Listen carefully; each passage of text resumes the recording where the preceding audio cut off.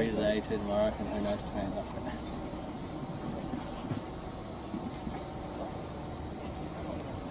Yeah, good afternoon. Welcome to day 3 of the Giltinan Championships here in Sydney Harbour.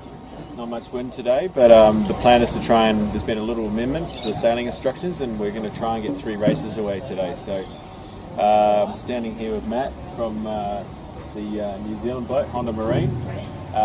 Matt, you won the first couple of races. You've got 3 today. Obviously the world's a bit sort of changing at the moment, but you know your focus right now is on these next 3 races. What have you guys done? Any sort of prep to go from obviously 2 races which you planned on doing, which is a big thing even in the JJs, now to 3? Have you guys done 3 races before in a day? Yeah, quite often back home we do 3 races a day. Then we do the smaller fleet, we just do short races. So we're not worried about it. Just in terms of differences, I guess we're going to take out a bit more water, more food. And just the same routine in the morning. Perfect. So, you know, you've obviously come back over. You guys have won the JJ's last 2 rounds, last 2 years. You're back here for the 3rd time round. Have you been working on anything back home that you sort of identified as a weakness of the over the past 2 years that you've brought back here this year? We'll always continue to try and improve our boat handling. That's the main thing. I guess the 3 of us have sailed together for a few years now, so we've just learned each other a bit more. Communication's going quite well on the boat. And in terms of the boat, we're trying to do little things to reduce drag, a few fairings. Yeah, I noticed upwind the other day, you guys, I mean, you just had it just level, heel to weather, and it looked like yourself and Dave on the helm were really tuned in between the main sheet and the helm. It's quite a lot of work you've been spending on that, just to, you know, your constant level. You guys were hiking solidly and everyone else is sort of up and down. You notice you're a little bit better there. Yeah, there's just time in the boat together. Brad's doing a lot of moving at the same time as us. So, yeah, just trying to trim as least as possible. One of the keys, I guess. And North Sails is the sponsor of the day. You work at North Sails back home in Auckland. Yep. And you obviously do a bit of development on the sails. Is there anything you've worked on there in the past year? We haven't done a huge amount, though. We've got the same mainsails and kites we've used for the last 3 years in a row now. We've gone for 2 new jibs. So we just tried to get the same mould shapes we've been using for the last little while. New structured luff technology which has come into play. Yep. We don't quite have our heads around it, it's quite new, but there's some gains to be made there. We're still just learning every day about it. Fantastic. Oh, well, enjoy the 3 races, 3 starts. Got to get off the line cleanly and keep in the lead, and it should be yours. Thank you. See you later. So everyone's a bit quieter getting off the dock today. We'll sort of walk around, maybe just go and we'll go around the back here, Christoph. She's hard to get around these boats, but everyone's slowly starting to get prepared to get out of the water. We'll just head down to the winning group who are in 2nd position overall. These boys, I mean, we know they've come in late to the party. Weren't expecting to sail, but said he wasn't expecting to steer. But John Winning making a business decision to stay at home and look after. And here we are with Sevy. Sevy, 3 races today, mate. Yeah. You've ever done 3 races in a skiff before? No, I don't know if my fitness is up to it. We'll see what happens. Have you been working on your fitness anywhere? Oh yeah, I get out of bed in the morning, you know. And I know Sevy's biggest problem at the moment is they have coronavirus has closed down the local chicken shop. Sevy, have you got enough food on board today? I don't know, no, Sam just fed me, I'm good, we're good to go today. So, in all seriousness, today's sponsored by North Sails. You guys have obviously got the full North's kit. You've done a lot of development with them on different classes before, and on the actuals and on the 18s. You're also working with Coco and with Ian Murray working in sails. Is there something you guys have done recently that you can sort of let us in on, any trade secrets? The sails have just got bigger and bigger since we used to do it, but I don't know, not a lot. We're sort of, I don't know, we seem like we're quite deep at the moment, but I think everyone's very similar. The Kiwis got a little bit different. So the only thing now is everyone's getting quite advanced with all the fairings over the vangs and everything. But yeah, perfect. It's a good segue. We'll just come over to the boat. We'll leave Sevy. He's tuning himself up. But we'll just talk to you about these fairings here, guys. So these have sort of come out of the, I suppose, the America's Cup wing technology that came around, and you know, for the 2013 Cup, well, the 2010 Cup with the big trimaran that Oracle had.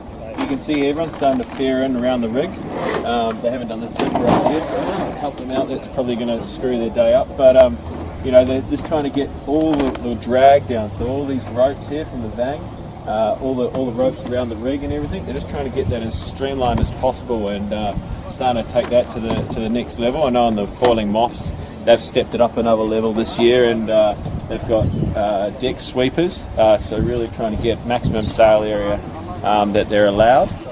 So that's the winning group. They're sort of looking pretty sharp there. You can see here in the park, everyone's having to turn these boats around, keep them head to wind. You know, this boat's going back there, heading south. We've got this one facing east right now.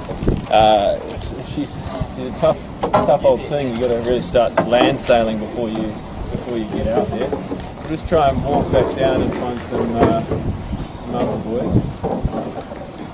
I might just talk to a vet over here in the park. He's had a couple of good first beats,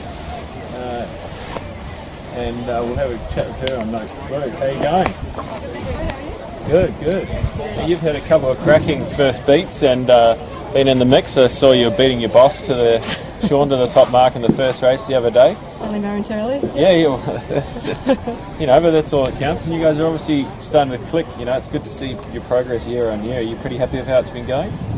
Yeah, so I guess the first half of the season, things seemed to gel quite well. And then the second half of the season, we were trying to, I guess, extend ourselves and push ourselves. So our results didn't quite show how we thought we were improving, but for the first two heats of the JJs, it seems to have clicked back together again.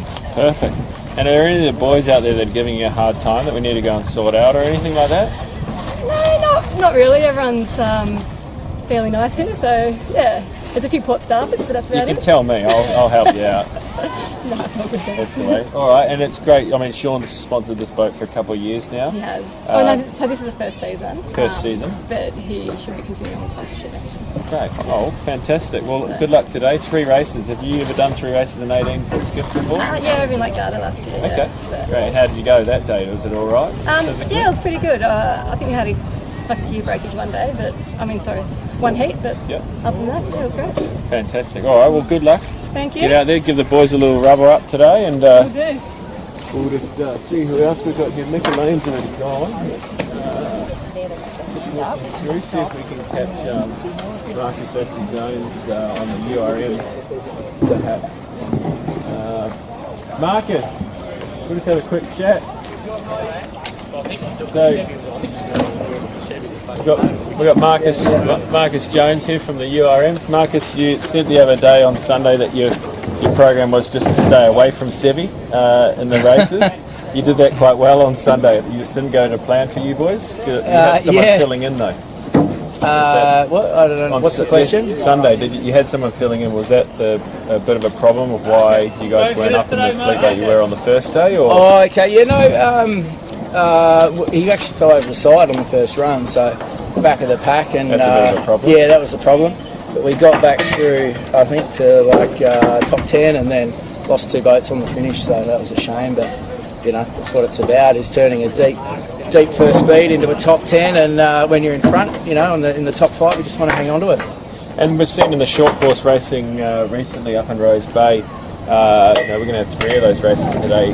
We haven't done 3 here in Sydney, with this fleet. You know? No, exactly. I love the little short course stuff. It's great. You just got to get off the line clean, and especially today, like the dirty air is going to be so expensive. So you just got to sail in your own area. Even if you're going the wrong way, I think you'll still be going fast. So that's probably the main thing. I think to stay clean today and get out in front early, and you'll be looking famous. Otherwise, you'll be deep. Fantastic. Oh, good luck. Thank you. So, boys, everyone's slowly starting to get wrapped up in the park. We have just spotted Smeg and Mika over here. Have a good race today, keep going. Keep going with them. Royal Oak.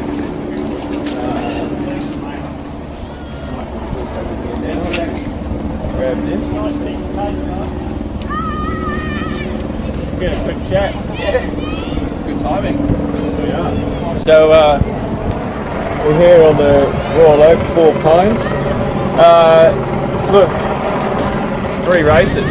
Yeah, that's the chat. You guys prepared? Yeah, well, yeah, we're expecting the 2, but I think it's a pretty smart move to maybe put the 3 in if it happens. But the wind looks like it potentially dying at the end, so I guess no guarantees there. But yeah, we're just saying to the guys that starts are especially crucial today when they're often obviously really important. But yeah, if you're like twice around the top mark, if you don't get off the start one quick, it's a huge battle to get back. You don't have a lot of time to do it.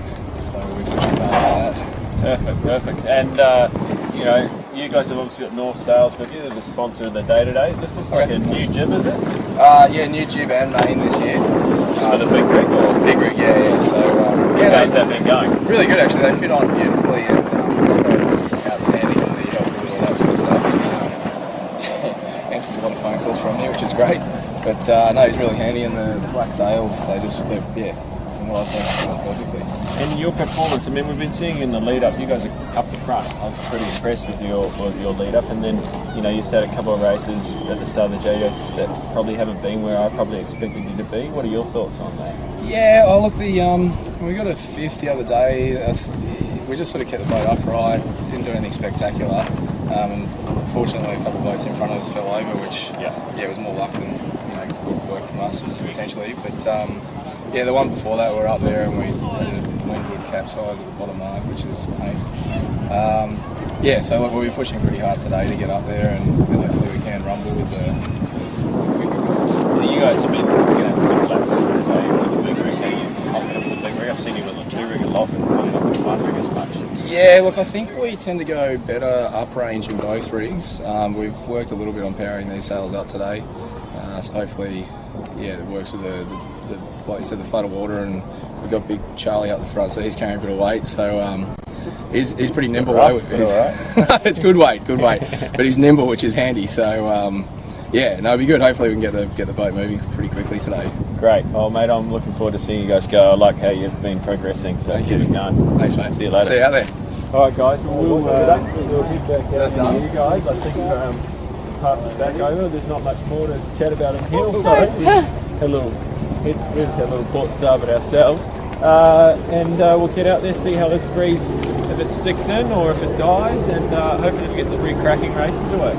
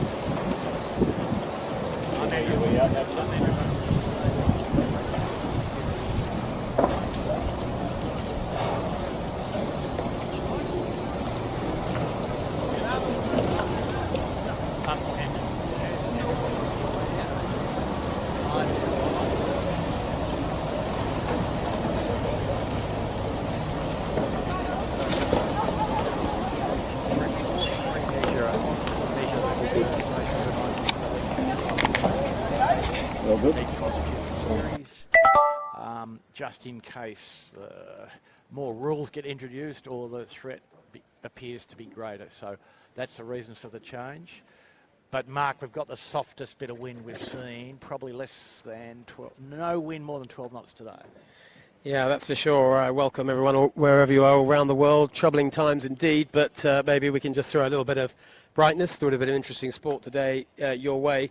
And today it is going to be tough. They've made a decision to get 3 races in, probably the right decision to make, because it's not at all certain that the series will continue after today. We'll wait and see.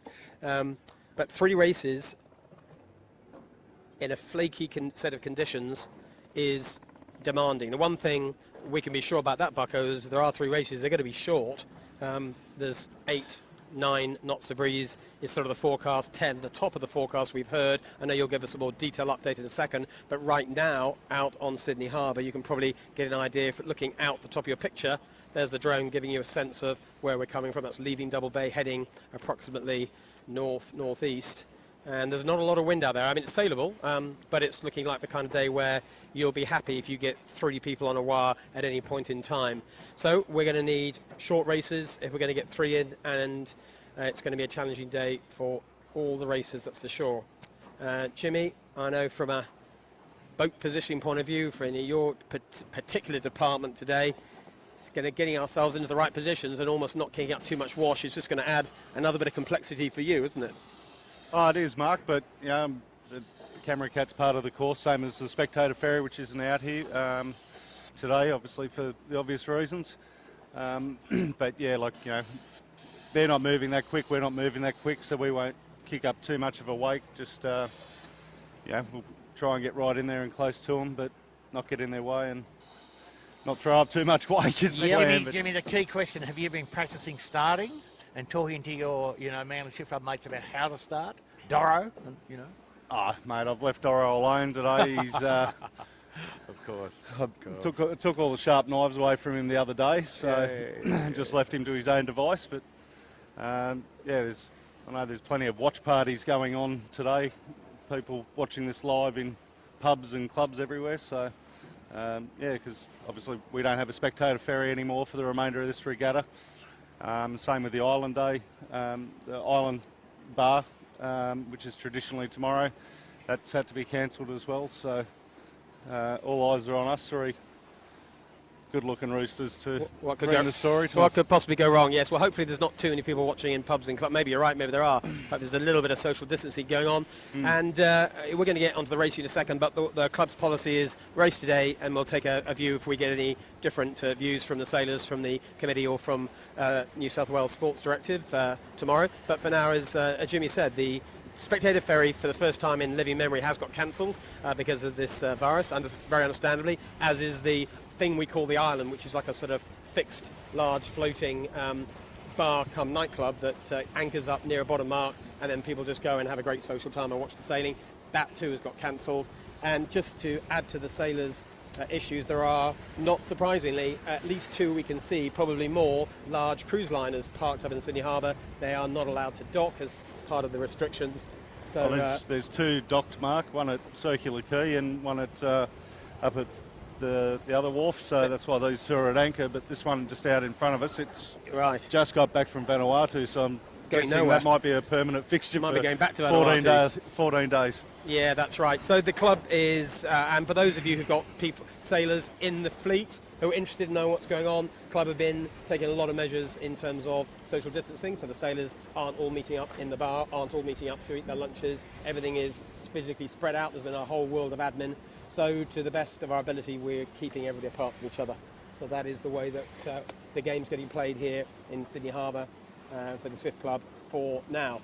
So just to recap on the series, Bucko, we know who's won 2 races so far. That's our reigning champion, Honda Marine. But who else is potentially in this regatta? I mean, it's a light and tricky day today. So if Honda Marine are going to come unstuck, today could be the day. And 3 races and light and tricky, it's not impossible. Somebody who we haven't been talking about, or who hasn't done that well so far, could just appear. Yeah, but Mark, I think there's obviously days like today probably going to sail 3 two-lappers, I think. Big premium on starting ability, but I rather suspect that by the end of the day, the front 4 boats will come from Honda Marine Tech 2 winning group, and possibly Shaw and Partners and Smeg as the 4th and 5th. But from a points perspective, who is still close enough to Honda Marine that 3 good races from them and 1 or 2 going slightly unstuck for the Kiwis could force themselves to the front? Well, Tech 2's still got to be favoured in this downrange stuff. They've been excellent throughout the Nationals in this lighter air. Shaw and Partners probably the wild card, Jimmy, yeah? Yeah, the wild card, them and Noakes didn't sail the first race, so that's not going to help them, but this sort of plays into their breeze, but the first race is definitely not going to help them. To some degree, the lighter cruise, but we might also see, and, just we know from the Australian titles that Tech 2 is able to always get 3rd or 4th or 2nd or 1st or 5th, never worse than that, and their ability to stay safe and make good decisions, 50 good decisions in a row to get, on the podium, regardless of how they started, more or less. Probably going to be a good thing today, and they're highly competitive. The course will be laid up into Rose Bay, familiar territory for the locals, a bit less familiar for Honda. And maybe a little bit more wind. If they're going to get a decent, any little puffs, Rose Bay is probably the place to get it, isn't it? At the top of Rose Bay. Yeah, you'll get some 10 knots. Yeah, it's like a low, the land's pretty low there. You've got Rose Bay, you've got the golf course just the other side of the beach, and then the land's pretty flat before you get to Bondi Beach. So you kind of get a little funnel, don't you, all the way through from the ocean on the south side. So that could be a half decent place to be. But looking at, I've checked in on the wind reports that are effectively wind reports off the ocean. So locally we use Kurnell, which is the sandbank sort of on the eastern side of Botany Bay. And it's out in the ocean, the wind is probably 9 to 14, would cover the whole range. So you'll see some bits of 10 in Rose Bay, perhaps a little more. And it'll be a game of staying clean, finding the wind, and staying away from other boats. So the knife fighting we've seen in the peloton doesn't help anybody. And getting out of the peloton today will be a very tough job. If you get stuck back at number 10, say, at the first mark, not recommended. It's all going to be about the starts, isn't it, Bucko? Like, they've got to get off this line. The short course, you get stuck back there, that's game over pretty much right then and there. No dirty air and free to tack. There you go. There's 2 rules. And find the wind as well. That's the 3rd rule. Now, first rule, find the wind. Brownie used to say was don't go where the wind ain't. That's right. That was Buddy Melders. We just borrowed Buddy it. Melders just borrowed it? Yeah. So racing today, as every day, we're aiming at a 2:45 start. So 2:45, it's currently 22 minutes past 2, coming up to 23 minutes past 2, local time here in Sydney. So we've got about 25 minutes until we get under the start for the first time. You're getting an idea of the scale. There's cruise ships as you watch a couple of skiffs. There's Winning Group on the bow of the cruise ship now. The yellow flag flying off the cruise ship, Mark, quarantine. Yes. I require quarantine. Never has that yellow flag quarantine seemed more accurately named, isn't it? Right back in the day, of course, it was all to do with quarantine issues. In the last 100 years or so, it's sort of been quarantine in name alone. Now we're right back with new meaning to a yellow quarantine flag. So there is one cruise liner. There's another pale blue one further down the harbour. And as Jibby said, there's a couple that managed to dock before the ban on docking got in. And there's some people there that I think are going to be spending a long time on that ship. Anyway, good luck to them. I hope they keep healthy and keep sane and manage to get some kind of quality life out of that. Well, yeah, tune into us. Mark, just looking through the fleet today at the light air form of some of the boats, and I was just thinking about appliances online, in particular, 1-2 races in light medium air a bit earlier in the year, 2 races on the same day. There's about 10 boats here that can win a light air race. Finport, I know you're going to talk about Finport. Finport, those guys. I think Yandu, Fang Warren's made a big impression on that boat. Shaw and Partners, Noakes Group, Winning Group, etc., etc. There are a few. You're right. There's more boats that can win a race than we've had, right? I agree. We've even seen form from Kitchen Maker with a big rig. Remember, we've had small rigs so far, and two pretty fruity days here on Sydney Harbour. You may at home have seen them live. If not, hopefully by now you've watched the recorded versions. If you haven't, just go back onto our YouTube channel, have a look at them. It's 2 terrific races. Lots of high speed, lots of boat handling challenges, quite a few capsizes, even from some of the more fancied boats. It was challenging conditions. Today is well and truly big rigs, whole different mindset today. They're going to be looking for wind, looking for power, and they're trying to make sure they've got the right settings with their big rigs. But as Bucko said, there are quite a lot of boats who go fast enough in this light stuff, and that's why I'm still thinking we're going to get some surprises today. I don't think it's going to go be a bit of form book. There'll be a bit of randomness to the result. So yeah. Guys, here's our picking problem. Jimmy, you listening? Here's our picking problem. Yes. You've got to select 2 boats, your best 2 possibilities for every race in the top 4, as that's our cut-off for high grade, okay? Top 4, yeah, that's reasonable. Yep. 24 boat fleet, so yeah, we'll take that. Marco, you've got to go first. Well, thank you so much for the privilege of the first pick. Yeah. And I'm just sort of looking around like you do, just trying to remind myself what's going on here. So I'm only allowed 2 boats, and I've just got a feeling today is going to be there's going to be more surprises than you've been talking about actually, Bucko. I think it's going to go to the form book. I get why you say that. I think it's not. I think today there's a lot of change in the air in all sorts of ways. It's a funny, funky day. There's blue sky up through Rose Bay right now, super cloudy and dark clouds up to the north, so weird, changeable conditions. And there's no doubt that the COVID-19 situation is preying on people's minds. Why wouldn't it? From a sporting point of view, they're thinking this could be the last day of racing, and just from a broader point of view, everyone has got friends and family around the world. This is a very international fleet who may or may not be very directly affected. So I think all of this plays into this piece of sporting theatre that we're present in today. So I think it could go a bit odd. And therefore, what do I think by odd? Well, I think the boats are going to do well. I'm going to go with Sean Langman on Noakes as my first slightly atypical pick, very slightly atypical. A lot of faith in Sean's ability, like the way they're sailing the boat. And the second one, not that atypical, but I'm going to go with Tech 2 to have a comeback from, let's be honest, what was a pretty terrible day for them. Sunday was not a good day for Tech 2, going in as a potential favourite to win the whole series. The wheels came off in a major way, some slightly poor decision making, followed by boat handling that just didn't dig them out of the hole that they dug for themselves. So I think today, though, Jack looked super calm in the boat park. I think he's going to come back. I think he has got the boat, the rig, another North Sails boat, by the way. I think he's going to come good. So there's my two picks. Noakes, a little unusual maybe. Tech 2, a little usual, but you did let me go first. And I think the rule you forgot to say was that no one else can copy my boat picks. No, you're allowed any choice. Oh, I'm sure that there must be some advantage to going first. Jimmy, come on. Well, yeah, I think based on what we've seen as far as crew work goes and the heavy stuff, I'm sure they've got the same crew work in the light stuff. You have to go Honda, no doubt. You don't have to go Honda, Jimmy. This is the point. Well, you don't have to. I promised Sue Ellen that I'd, because Sue Ellen's gone back to New Zealand, that I'd carry on for her and look after the Honda boys. Fair enough. So I'll jump on the Honda. They don't need much looking after. No, they don't, mate. They're a very polished team. Yep. And I think the other one that we've got to keep a bit of an eye out on is Aaron Everett on the Oak Double Bay. He's good point. Good pick. Starting to show a little bit of form and starting to appear up the front quite a fair bit.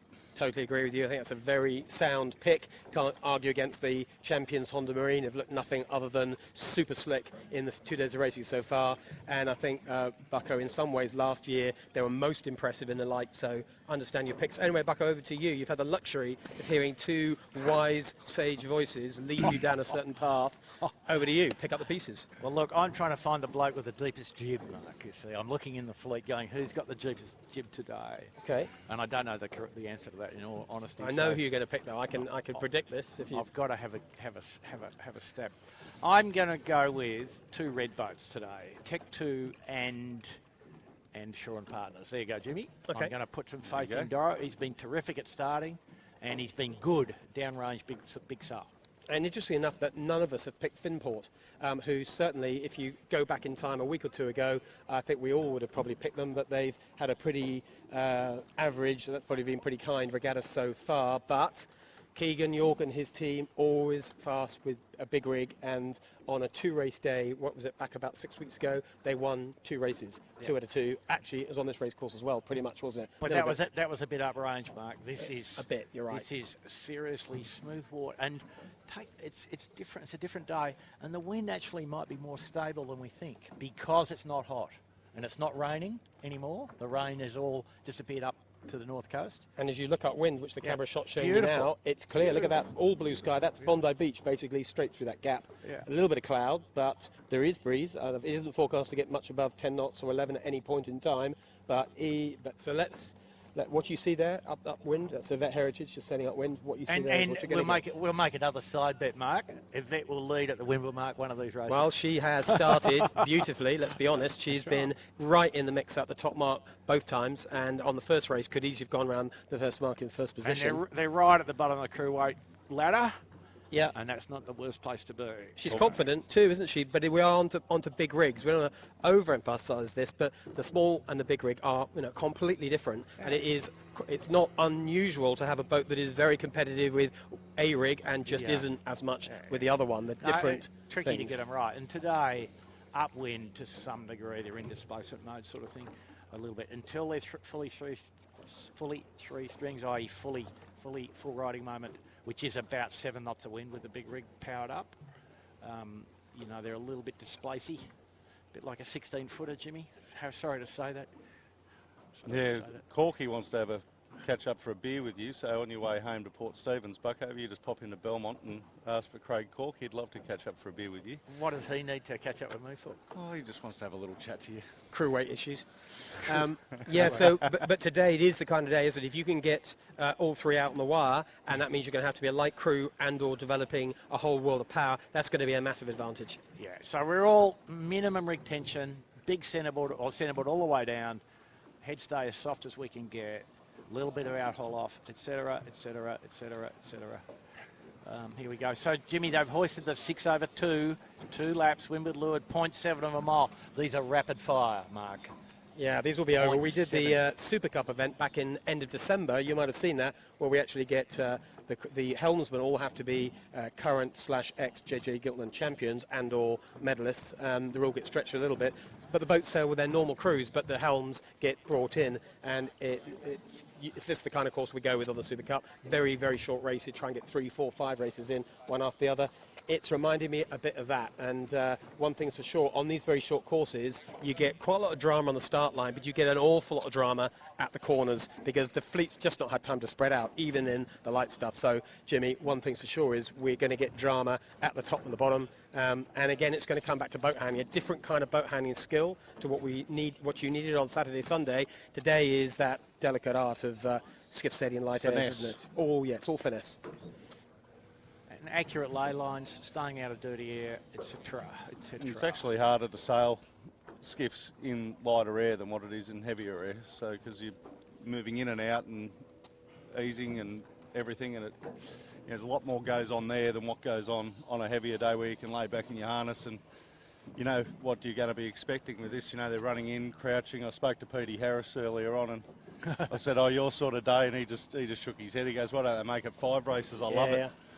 And Bucko, just talk to me about the 2 boats first and second overall right now, which will be Honda Marine and Winning Group.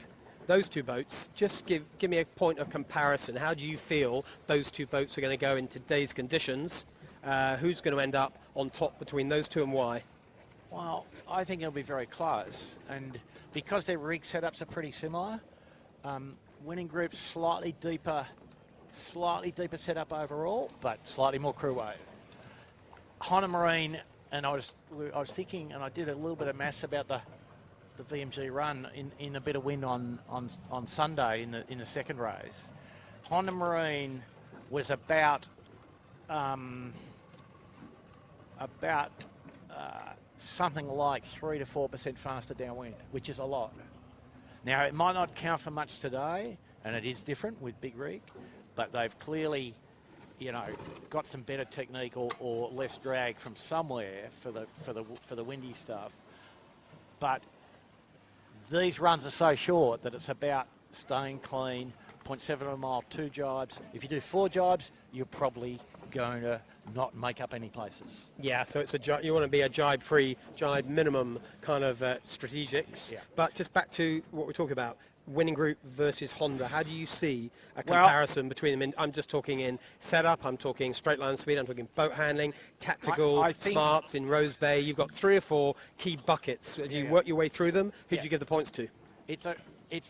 I think it's a race to the first windward mark, and Winning Group is certainly going to be competitive. I would favour Winning Grip to lead at the first windward mark. The other thing too, Scotty Babbage and Rose Bay. That plays straight into Winning's hands. Yeah. Scotty and Sev and Sam. I mean, God, if you added Scotty and Sev's experience in this little neck of the woods, it's pretty extensive. So I think you'll see Winning Group be competitive at the first mark and probably better than Honda off the line. And that's what we've sort of seen the last 2 JJs anyway. Yeah, we have. Essentially, I mean, Honda Marine definitely made a much better start on Saturday. Wasn't not quite so good on Sunday, but not a terrible start, and not that sort of second row thing we saw last year, which each race they seemed to pop through without a problem. But today might be too light to pop through. I think that's your point, isn't it? I think, Bucko, if they don't start somewhere near the front, they might struggle to get through. There's no way to get through. There isn't any way to get through. You know, if there's anything that looks like a half a second row, you're dusted. Your day's done, I think. So about 5 minutes or so until we get under starters' orders. A little at 9 minutes till the start. And just remember, Mark, Honda got a bit rescued by the rain squall on Sunday in the second heat. where there was more pressure on the right. They were in the second row off the line, and they were struggling in dirty air for the first 2 minutes, and they just waited patiently and then chose the right side to go to hard right, and they got up to the top mark. What was it, in third or? Reasonable shape, yes, for sure, that's right. In good shape, you know. Yep. So. Okay, so that's just a comparison between those two, and no such volatility today. You know, it's just going to be just mildly up and down, 6 to 10 knots. And it is 6. The lulls are 6. Don't make any mistake about that. Yeah, it's light. When it's light here. We a little bit of cloud action happening off in the distance upwind off to the left, but hopefully that won't get onto our race course anytime soon. No, but mate, that's just cloud off the hot water. That cloud should stay there, shouldn't it? 30 miles away. It's yeah. stationary and 30 miles away. So let's hope it stays exactly there. Yeah. And you know like the hot water, there must be some aberration about there, because to the right of that you've actually got some cooler air, cool enough that there's no convection. That's, you know, that big cumulus is convection off the EAC. Yeah. So just look at the start line here, Bucko. Shark Island is a rather obvious obstruction just off the left end of the line. Are boats going to go to the left of Shark Island here? Let's just have a look at that on camera if we can. There's near the start line, you can see Shark Island down just to the right of the pin. And that pin and Shark Island are in a decent degree of proximity, I think would be one way of expressing it. You're going to have to make a decision early on, tack away from it, or switch sides. There's no way there. And the pressure is against this side of the island, probably in this wind direction. So too risky, isn't it? If you had a terrible start, maybe you do it, but probably. So Shark Island becomes a barrier. It really makes the ley line tight in here, doesn't it? You can't go down below the white. You'd have to reach down to it. You've got to reach down the white light for a start. Well, it depends what the path of the line is, but I know what you're saying. So effectively, boat starting on starboard, anywhere down the pin end, within, what's that, a minute sailing, a minute and a half sailing maximum, they're going to have to tack. Yeah. You might have to get into the rocks to cool water to come out on port, but you don't have those rights for very long if you tack on cool water. No, so maybe starting at the middle of the line or even the right of the line might give you more tactical options. Except that probably the most wind is actually against the pine trees on the island. I agree, that's where you want the pressure. So maybe you're 2/3 down the way to the pin and go all the way into the rocks and call for water and hope that somebody's listening as you turn the boat. Anyway, all the boats having a little look up, sizing up their options as they look upwind. They're expecting 3 races, but as you said, if you start with a bad one, start with a bad start, it makes it an awfully long day. Nothing easy about the first 500 yards of this race. Not at all. There's, looking down the line on the camera now, you can see there is that little white structure. That's the lighthouse off to the north end, so the leeward end, as we work ourselves upwind of Shark Island. That's the point you're going to have to tack just before that, otherwise you'll run out of wind. So effectively it makes this a very boxed-in first beat. And to the right of the beat, people who know the bit of geography here will realise that Point Piper comes into play awfully quickly if you go very far to the right. So we're going to end up with a narrow channel between Shark Island and the tip of Point Piper that all these boats have got to squeeze their way through. When you look at it this way around, Bucko, unless you happen to be first or second, you're going to be tacking a lot, quite possibly. It's going to mean you better be good at tacking on this race. Yeah, but I mean, there is a little escape route, but you can't be hard right because the hill's too high. There is a bit of an escape route. The wind that comes through the Royal Prince Edward Yacht Club on the beach there near where Malcolm Turnbull lives, dead upwind of us sort of here, or to the right of upwind here. But probably 1, 2, 3, 4 tacks on the beat. If you do 6 tacks, you're probably not going to be in the top 5. There you go, there's your 5-minute gun. So we are not far away now for race 1 of today's racing. So basically race 3 in total, but the first race today. All 24 boats are present and correct. Just looking at a quick look at winning group down to the left at the top of your picture on a very high port with that line set as it is, significant amount of port bias. This has got general recall written all over it at this point in time. Very light airs, lots of port bias. Everyone's going to be down there, and I doubt they'll be the right side of the line. Let's wait and see how that develops, but every chance that we might be having a couple of goes at this first start.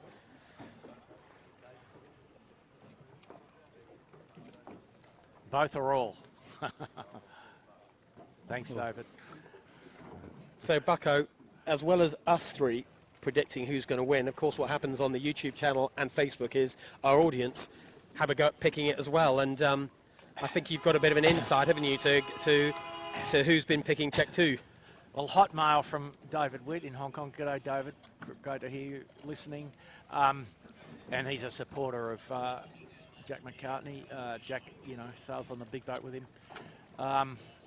And Witty memorably did the bow at the age of 400 and something a couple of years ago in the Giltinan with Jack on the Rag and Famish, and they nearly won. They did. They very nearly won. Yeah. So, and so Witty has very objectively and dispassionately picked his own crew, the one he coaches, to win both races. Good on you, Witty. They're the words that we were going to use, objectively and dispassionately. Yeah. He is a very objective, dispassionate person for about 30 seconds of every 24 hours. The rest of the time, I think he wears his heart on the sleeve. But he's backing his team, and good on you, why wouldn't you? Today is the day. I'm picking Tech 2 as well. I'm with you, Witty. I think they're going to bounce back today.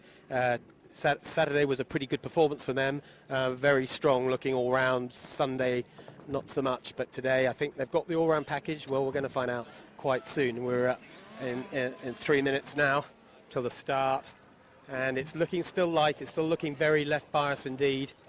I can see Sevi coming down here towards us, just the right of your picture on the winning group, taking a look out to the other side of the beak, trying to see what is if he gets forced off towards Point Piper, what's he going to do?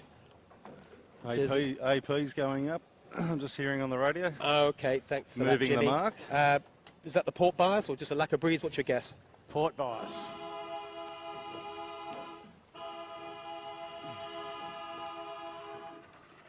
I think you'll find they'll move the committee boat up 50 or 60 metres, or move the lured can down 50 or 60, and probably I'll move the can to give the possibility of escape out the other side of the island. Yeah, I think that would be great. I love the idea that you can see from that drone shot now, there's Shark Island on top of your picture. Usually when we're doing this full-length course up here, you absolutely have a choice to go left or right, but because we're starting halfway up the beat, because they want to shorten these races, because it's light airs, and we want to get 3 races in, that has sort of put Shark Island out of play tactically. But all that pin has to do is doing what it's doing now. They're dragging it back right now, 100 metres, even 50 metres, and some people are going to have a little look at that. Well, it's an escape route, isn't it, if you had to have one? Yeah, and there's too much bias anyway. That you're never going to get much of a start if you make the pin that attractive. It was just an inevitable we'd be going to a general, so good decision by our race committee. Bit of pressure on the race committee today, try and get 3 in. 2 is the normal schedule today. I mean, back in the day, we only ever did 1 race a day in skiff racing, but the last couple of years we've gone to two race days, and crews generally like it, apart from the fact that they're exhausted. On the windy ones, we had one last, didn't we? You may remember, I think it was the Wednesday of the skiff series, was wet, windy, and there's 2 races, and the crews had a fantastic 2 races, but there were some extremely tired faces and tired limbs in the bar afterwards. Anyway, we're back. There's the siren again. We've got rid of the postponement flag. We'll be back under class rules and 5 minutes in a second. So they took it away about 80 metres, yeah? Yeah, about 80. Is that enough, Bucko, for you? I think so. No, happy with you that. tempted now by the left of Shark Island? Yeah, no, it's a good shot. But listen, there's been an update. Just while we were idling there and the AP went up, information from D. Witt. He was only 42 years old when he did the bow, not 400. I did exaggerate. You were close. He just happened to look 400. And a bit of he did after they went in the tide in the last race. A hurricane nor'easter. It was a great capsize actually. There's a video that was being passed around a little bit in Sydney of that particular race series. I think it's 2013 or 15, which was it? Willie will better correct us. But it was on the Rag and Famish. Rag and Famish went into the last race. Could have won the series, but Barrow at the top mark. They did a big nosedive and Got to Love It 7 won that series, but to get downwind, Got to Love It 7 had only 2 people on the wire, and they flogged the spinnaker halfway down for almost the whole run to keep the boat under control. Seamanship in extreme conditions, and that in the end is what won it. It was pretty fresh. It was. They had Scott Babbage, funnily enough, and Sam Newton on board, the same crew they have for this year back in 2020. 7 years later, the same crew reappear, this time on a blue boat, not a red one, but same crew makeup. Also some comments on the social media, a fair bit of support for Honda, and that's fair enough. But we were picking something else. We were saying, who do we think? We haven't enjoyed, Honda's starting historically hasn't been of the absolute best kind. So let's see. It's about the only chink in their armour. Let's be honest, the boat handling is immaculate, and to be honest, it's just a delight to watch. And they seem to be fast in pretty much all conditions. Maybe the top of the big rig, lack of crew weight, exposes them slightly, but that's being pretty picky. The setup of the boat always looks spot on. So it's hard to find faults in the armour. There is a reason why they've won 2 J's, let's be honest, and have won the first 2 races of this year. But starting possibly, just possibly, is a little chink. And today, if that is a chink, it will get exposed. No, it'll get exposed. And equally, it is tough if you live in Kiwiland to actually tune up for 6 knots of wind, because in Auckland You don't get it. you just don't. In the summertime, it barely exists, you know. They'd have to be up at 2 o'clock in the morning to experience that over there. No, it blows harder at 2 in the morning, Yeah. Jimmy. But yeah. Okay, so here we go, men. Just 3:10, just coming towards 3 minutes. And the line, the line looks good now. It's better. It's still got a bit of left in it, I think, Bucko, isn't it? You just saw a few boats on port there, so you can see the kind of angle out on port. That makes it pretty easy to work out where the bias is. It still looks to me like there's a bit of port in it, but nothing like it was before. No. But equally, that does, I don't know, you know, like we said, there's a little escape route each side. If you get, but the breeze has actually turned left a bit more while we've been talking here. So the committee perhaps needs to go another 40 metres. And a quick look upwind, Bucko. Any thoughts? What do you think is going to happen in the next 5 minutes? No, I mean, the little grey clouds are just residual, a little tiny bit of cold air, but that's all that's holding the breeze in at the moment, yeah? And, it's pretty amazing to see that we've got well-stacked cumulus out over the East Australian current. The wind offshore, as we noted, around 10 knots, and it just loses about 2 as it gets over the hill here. So that's why we've got about 8. 2 minutes and 5 seconds. Get ready for the 2-minute gun. If you're at home, set your watches. You've got about 3 seconds Mark, to go. If we look upwind right now, we'd say pressure quite even across the bit of the course directly upwind of the line. Yeah, I think you would if you could. You'd want to start and try and get a bit of that extra breeze off Shark Island, but I think you'd then probably switch sides and get the bit of push that you get off Point Piper as well. All things being equal, no boats in your way and shifts, allowing for shifts. That's probably where the pressure lines are, but who knows what's going to happen with the shifts. My guess, as you said, is that if anybody knows how to do this, it's probably Scott Babbage. He's done this more times than most have. And that's because he sells skiffs a lot of the time, and he sells his moth out of Wallara pretty much. Well, at one point he was selling it like 5 days a week. At the moment, probably only 1 day a week because he's got a pretty busy job with Sail GP. But he knows this area extremely well. He, of course, is doing the middle on the winning group, and that's a pretty, right now, looking like a very handy bit of recruitment onto the winning group. So lining up here, just coming to 1 minute, Honda towards the top. And they sort of appear to have taken up a position where they're going to start mid-line.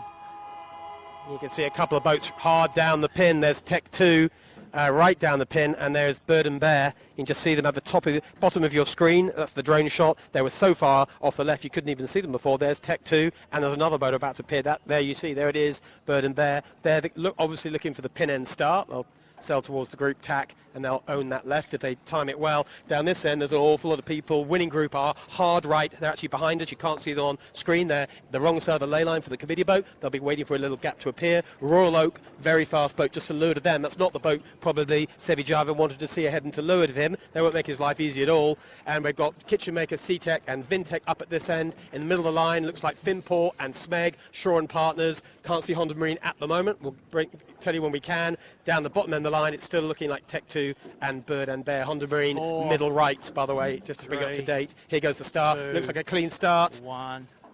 If Queenslander aren't over, that's the only boat that looked advanced to me. Just the Queenslander, that's David Heitner. And there's an individual recall. I think it may have been just the Queenslander was over. Jimmy, your view about at the start, how did you see it?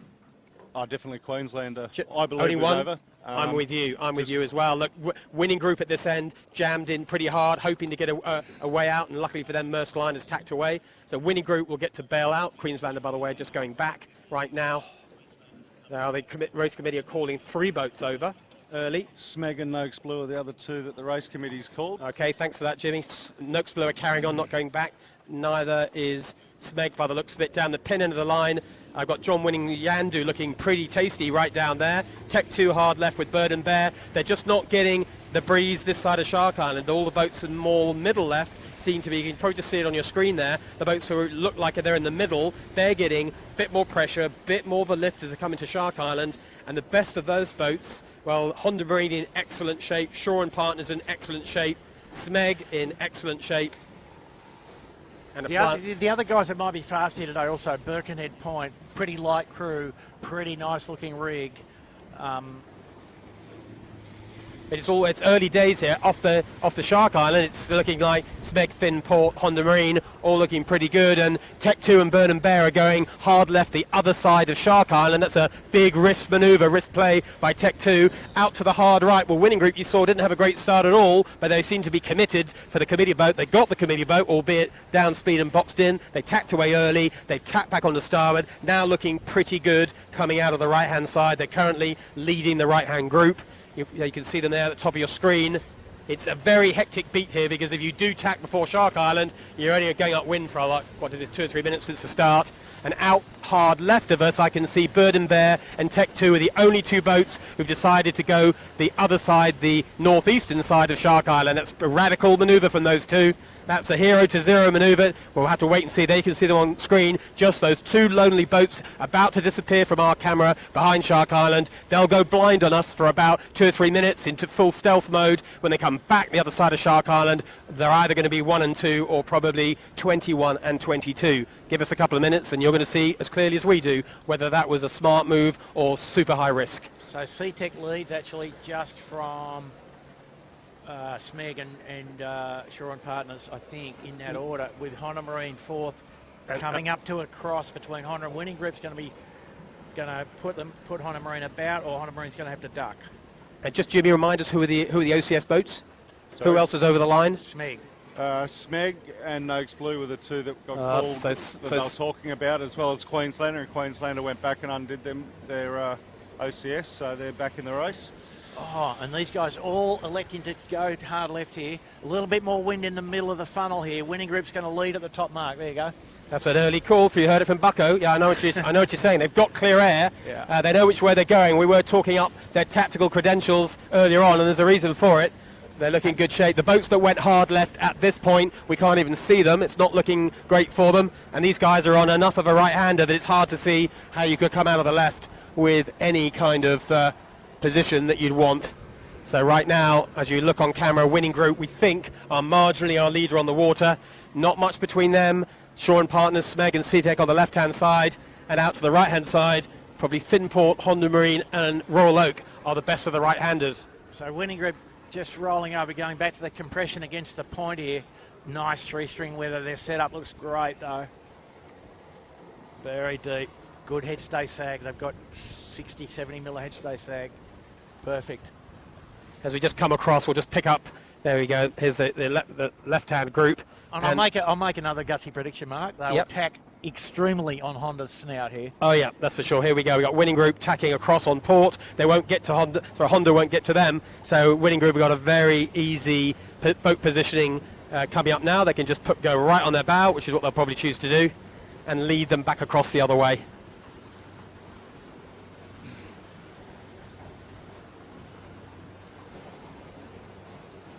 Yeah, they probably went not quite far enough, in fact, but here we go. Big squeezing match now. Yeah, I think Honda Marine did a little bit of a fake, put the bow down, didn't they, just to encourage an early attack, but that's still a good position for Winning Group to be in. But, Mark, just looking up now, and this little bit of grey cloud here has indeed more cold air and more wind. So breeze here now, just where we are on the camera boat, 10, 11 even, 11. So more wind than we had pre-start. And Tech 2 supporters and Bird and Bear supporters, the update is the left-hand radical route did not work. They're probably maybe not quite as deep as 21 and 22, but mid-fleet is the best that they can look for at this moment in time. But more breeze coming down here, Bucko. That's the good news. We're up to what, solid 8 knots, maybe even 9 knots in the puffs? 10. Maybe 10, yeah, it's looking much, much better. You can look down at the fleet in front of you there from that drone, which is dead upwind of where the Wimmer mark is, and this Wimmer mark is pretty much right up in Rose Bay. There's a bit of ferry action going to happen here, because there's a big ferry station up here at Rose Bay, and of course is where the seaplanes live as well. So often you get a lot of seaplanes, but I think seaplane activity is heavily reduced in line with all aviation at the moment, so we may not see any seaplanes today. There's the fleet looking across, Honda Marine right alongside us on the camera cat, and you can see to her right, ahead and slightly to leeward, Honda Marine have sniggled a little bit of a lane here, Bucko, haven't they? They've just gone to windward a little bit. They've got clear air, that's for sure, but at the moment it does look like Honda Marine and Winning Group are in 1-2. Out on the hard left in a good place is Shaw and Partners. You can probably just see that in the top of your picture. Shaw and Partners, Smeg coming across, who we think are OCS. And then the other boats to the left there are Planters Online, URM, and then from New Zealand we got Maersk Line. Kitchen Maker looking a bit more competitive today, but far off in the leeward distance on the left-hand side of this beat is still Tech 2 and Bird and Bear, who are really finding it hard to find any shift to come back on and join the fleet. They are still radically far left. No, they've made a big error there. I'll tell you who I think might challenge Winning Group up here is Shaw and Partners. Yeah, that hard left. They're looking like even maybe tidal assistance possibly. No. Just they've had more wind for the last. Is it more wind? The other one, guys, is Finport right here. They've managed to stay up in the high line right beside the camera cat, just top of the screen. They're always a contender, the Finport. But it's kind of interesting, isn't it? The Honda Marine have worked hard to stay to windward and get a lane, and yet the best position seems to be further left. The fast forward actually was the way to go, as we're seeing with Shaw and Partners right now, who are now crossing everyone. As you called it, Bucko, Shaw and Partners will be first to the first mark. Like sailed around faster in more wind around the outside of the fleet on a port tack lift, starboard tack lift, and then the breeze flicked back to the left just enough to allow them to get to the windward mark in front here. And Winning Group just done a huge dip, a massive dip, because I don't think they must have seen Smeg when they tacked, and they've now, because of that, they did that on the wrong shift as well, unfortunately for them. They've passed significantly behind Honda Marine. Shaw and Partners having to duck Honda, I don't believe it. Look at that. No, they're across them. Across them.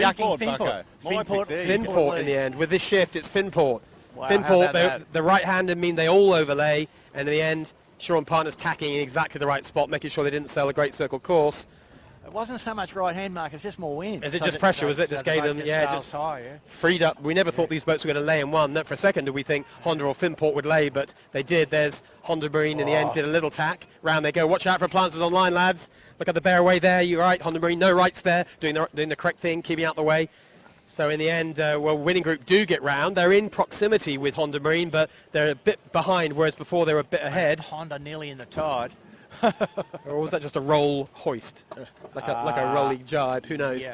It ceases to be a roll hoist when the wing bar goes in the water, Mark. That is true. Look, the positions at the top mark for the first time. Finport in first position, followed by Shaw and Partners.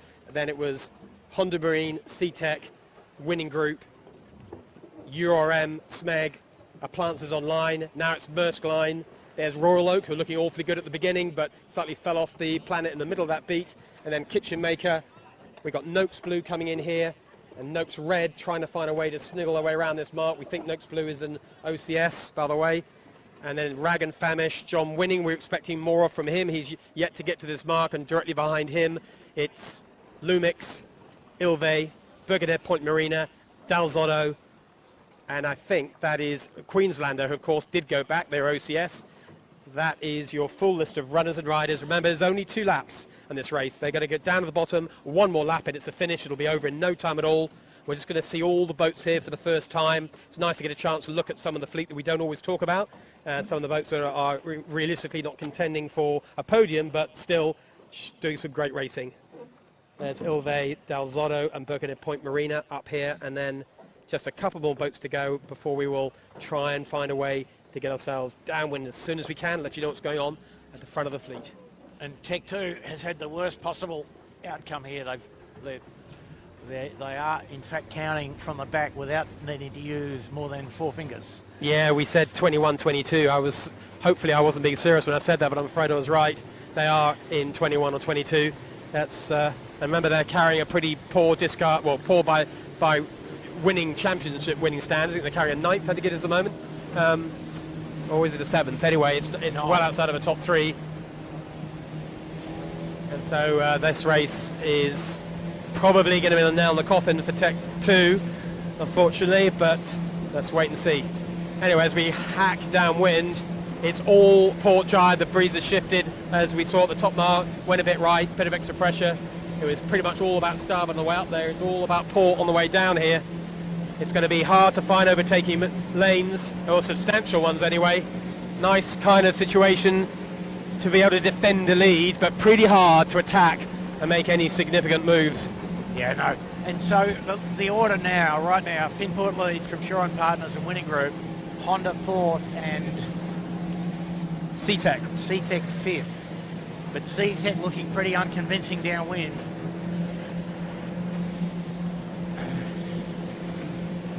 I'm liking the look of Shaw and Partners here, boys, to be leading around the bottom market first. Yeah. They do look good, don't they? That's Shaw and Partners, the right of your screen right now. They've played this run beautifully. They're probably already in first, aren't they, Jimmy, I think? But they're going to... Here we got a gate to go around, a choice of 2 marks. And, Shaw and Partners could get to either mark ahead of Finport. So that's a terrific downwind leg by Shaw and Partners. Well, good escape from both boats, really. Yeah, it is. And they're both separated from the rest of the fleet, actually, haven't they? They've both done a great job on everyone else. There's a nice little... Yep. So Shaw and Partners here going to lead here by 2 boat lengths, and both boats going to the right-hand side of the gate, looking downwind. And Finn put on a nice lay. Both boats pretty efficient there.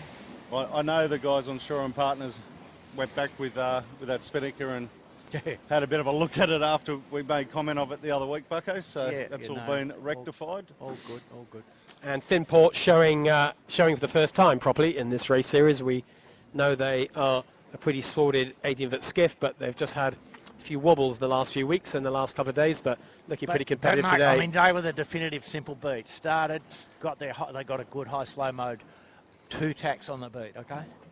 Yes, that's right. Minimum manoeuvres. That's definitely worked for them. And looking up behind them, well, in third place, Winning Group look like they've played this run very nicely. They've come downhill very, very efficiently. In fact, haven't they? Just they've overtaken. They've put themselves up into third place. They've got Honda at least 1 boat behind them, so they'll be pretty happy with that. And this is another that as soon as you get around this bottom mark, you're going to head off to Shark Island. After what happened to Tech 2, no one's going to be going the other side of Shark. That's for sure. So you pretty much have to head to the island and tack and then find your next lane off Point Piper. So here is Winning Group. Tactically pretty simple. Their issue is going to be, can they get some points over Honda Marine in this race? Yeah, and C-Tech's going to be between Winning Group and Honda Marine. Another Kiwi boat. C-Tech just going to drive set. And URM also making life a little bit difficult for Honda. Yeah, they will a little bit, but URM's got she's got a little bit of a tricky boat handling manoeuvre to do here. She's wrong side of the lay for now. Tech 2 go around, Honda Marine, no dramas at all for them. And another Kiwi boat, Merseline. So we've got all 3 Kiwi boats in 1 shot. There you go, Kiwi audience. Don't ever say we don't cover your team for you. Now, if you get all your 3 boats in the same piece of the water more often, we can talk about them all at the same time. So there is URM. Marcus Ashley Jones goes round just behind Honda Marine. And with a halyard problem, jib not in, a not little very bit. tidy. And Merseline do a tidy job, got up inside them. Nice work. And followed by Smeg, pretty sure they are OCS. And then my pick, Noakes Red. Short Langman will get up inside Smeg. The first couple of boats going around the other gate. Pretty much everyone's gone around this gate so far. Other gate, we've got Rag and Famish and Yandu taking the left-hand gate as you look downwind. And back on this side, you can see it's all happening in front of us. There's Kitchenmaker, followed by Noakes Blue and Royal Oak. Were looking good for a while, weren't they? Halfway up the beat. I seem to remember we talked about them. Bucko on the right. What happened to them? They tacked themselves to a bit of a standstill. But what you're seeing here now, guys, people watching, is just compression here. Everybody trying to sail high and slow, hurt the guy behind them. So the whole fleet kind of bunching back up again. Yeah, because Tech 2, who are, I mean, they've got a long, long way to go, but they were right off the back of the whole fleet, not even close. They've actually come right into this pack as well, as has Bird and Bear. So never know. Can Jack McCartney pull off a massive escaping act? Well, never say never, because you look at Winning Group, who is third. They're not that far away in distance terms. This is one of those races, weird stuff can happen. Even the leader, Finport, not that far away. I mean, a lot of boats between them, not that far away. It's not impossible, but there's only 1 lap to go. It's a 2-lap race. We finished the first lap. It's up, down, finish at the bottom. The leader's Mark Shaw and Partners, not Finport. Just to the left of Finport, just behind the ASCO. I think they're now very close, James, just looking from where we're dead downwind of them. But pretty easy to see from here, mate. You're in charge? The red boat is in front? Always a red boat in front. Bucko, you sailed on red boats too, you know the rule. Some red boats, indeed. Wow, so the Tech 2 has got back into it somehow. Yeah, don't write them off quite yet. I mean, it would be a extraordinary performance if they could get into any kind of a decent result in this race. But, well, yacht racing, you know what it's like. It's never over till it's over. If you've got a positive mindset, take a few risks, stay fast, stay smart, take your opportunities. It is possible. But Jack McCartney needs to make up of the order of 15 places, and he's only got one lap to do it in. Port Starboard coming up right in front of us here. Kitchen Maker and Smeg. That was a bit an unconvincing Port Starboard from Kitchen Maker, and Smeg tacking away as slowly as they could. Yeah, no, pretty nice stall tack from the Smeg. It was a bit, wasn't it? Yeah. Anyway, there is a bit of breeze now. I'd say we've now got 3 wiring happening all over. That means we're up to 10 knots, maybe even 11. Best breeze we've had all race. Back in the front there you see Honda Marine and Winning Group pretty close together. Winning Group tacking away. Honda at the moment in third, Winning Group still marginally ahead. Sorry, Honda Marine in fourth, Winning Group marginally ahead in third.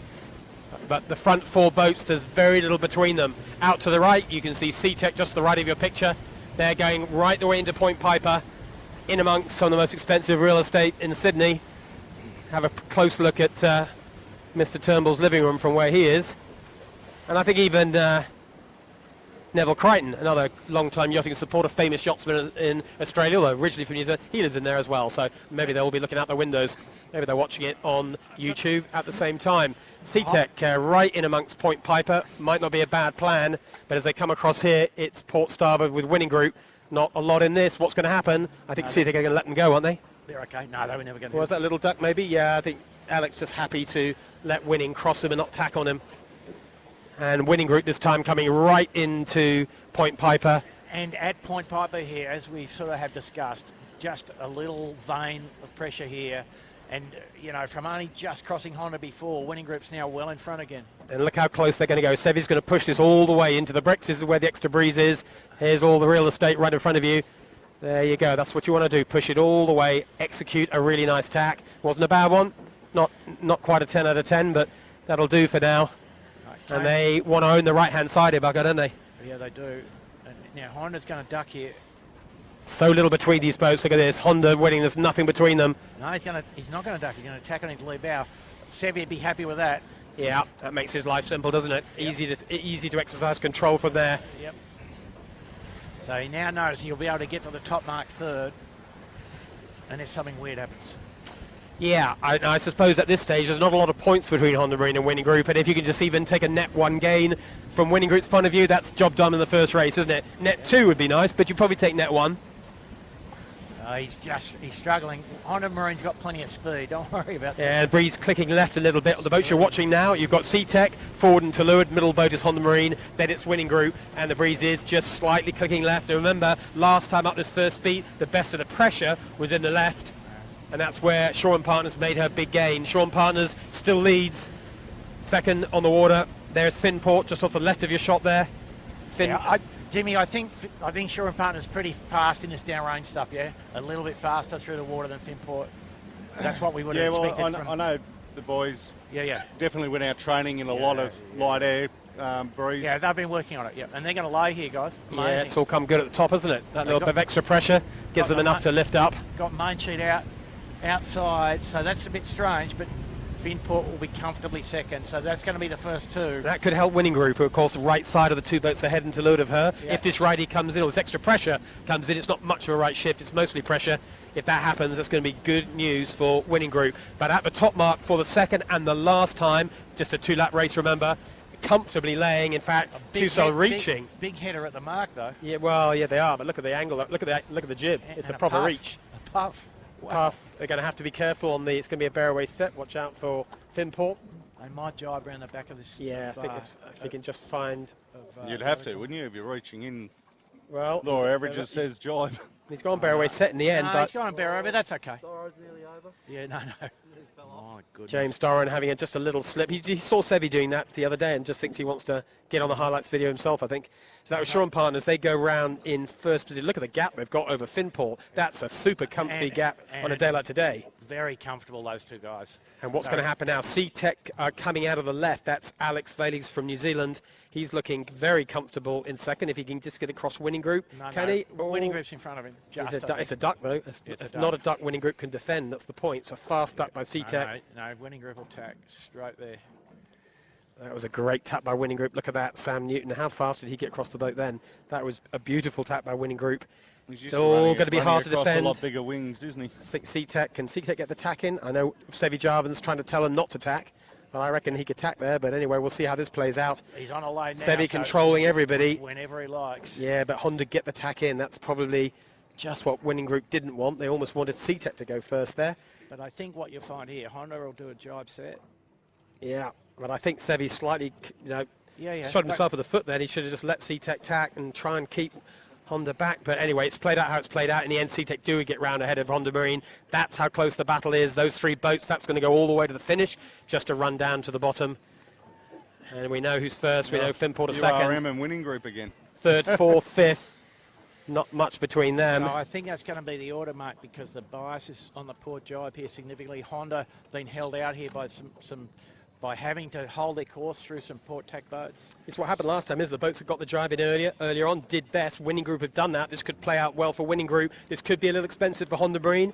We'll have to see what happens. Look, back at the top mark after those three, URM, Marcus Ashley Jones doing a great job. United Resource Management, great recovery from him. He goes round next, followed by Kitchen Maker, and then it's going to be Smeg, Maersk Line, Rag and Famish, and then Appliances Online, and then John Winning on Yandu, recovering quite a lot. Jimmy. Not much sign of Tech 2 at the moment. She is getting towards the top mark, but she's behind that group I just called out to you, so she might get into the top 10, but at the moment, probably into the teens for now. That's what's happening back in the middle, but out at the front, it's Shaw and Partners with a significant lead. She's going to cross the line comfortably in first. The interesting battle is where we are. It's between Winning Group, C-Tech and Honda Marine. And that's the one we're going to keep a really close eye on. For now, advantage. Bucko, you're still seeing it towards Winning Group, are you? Well, I think so. They've done the conservative thing and gone to where they think the most wind is. And, Honda's taken the odds to it in some degree.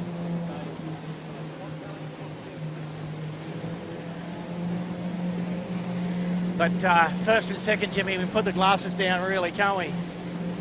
Yeah, absolutely. Like the other thing which they've got to take into consideration, they've actually shortened the finish line. So hopefully they've let the sailors know that. So yeah, they go there could still be more to play out there. They ignore the gate basically and just keep going through to finish. So don't go around the finish line. But don't go around the mark again. I think we saw that last year, didn't we? We saw someone, I forget who it was now, go around the bottom mark one more time than they needed to. That's never a good look. So you can see the boats we're following. There's Winning Group on the right of your picture in that close battle with C-Tech, crossing over towards Honda. Honda not looking that bad now, Bucko. This is the critical one, the critical cross. Can Winning Group get to Honda Marine? First is going to be Shaw and Partners, second is going to be Finport. The 3-4-5 battle. Yeah, we're going to know very soon indeed. Honda Marine, remember, did a bearway set at the top mark. They've taken the right-hand side of the run as you look downwind. I don't think Winning Group were going to get to Honda Marine. That's why they've jibed away early. There's Winning Group getting there. Well, Winning Group think they're on a ley line from there. You might be right. It's a little hard to judge from here, but we'll see as they come down. It's light. We're down at the finish line right now ourselves. I can tell you it's light. What do we got here? 6 knots, Bucko? 7 knots? Not much, is there? There's less breeze. They're sailing into less breeze. And Winning Group and Honda Marine both pointing straight at the target. C-Tech have found the speed a little bit too hot to handle. They've dropped off the other two leading boats. It is a proper bar fight between Winning Group and Honda Marine coming down here. Honda Marine's definitely going to lay. Will Winning Group lay without a jibe? That just depends on the pressure line. I'm not sure they can do this. I've got a feeling Honda Marine might have snuck into third. Let's wait and see. Shaw and Partners winning the race by about 15 seconds. So not a big win, but a win. So Winning Group on the left-hand side of the run. Honda Marine looking pretty competitive, well to leeward, and maybe even bow forward. I think this is a great recovery from Honda. There's still a bit to go yet. Where are we going, Jimmy? I've got to turn around, Bucko. Can you just stop telling me what to do, mate?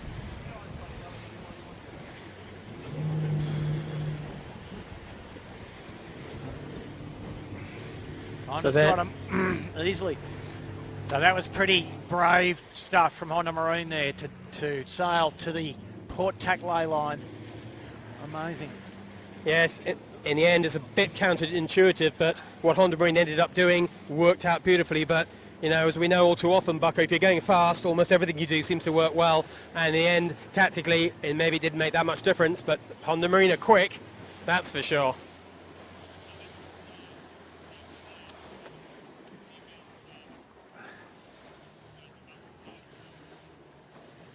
So a little port starboard coming up here between Winning Group and SeaTech, but Winning Group clear across. So Winning Group lock in their 4th place.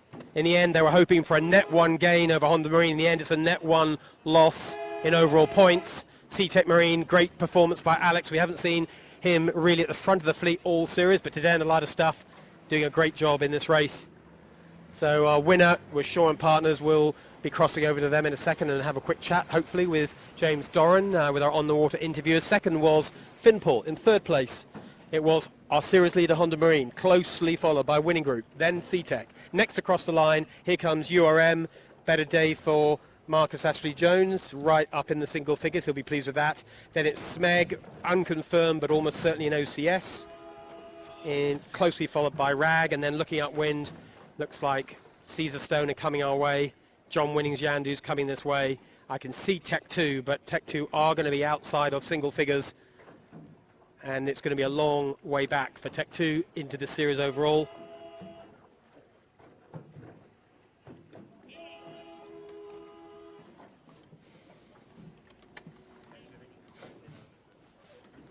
And then it's going to be Kitchen Maker will be the next one to finish. We'll just keep you updated with the scores as they go along. And we're just going to try and align ourselves nice and close to Shaw and Partners and find out what Doro thinks about the proceedings so far.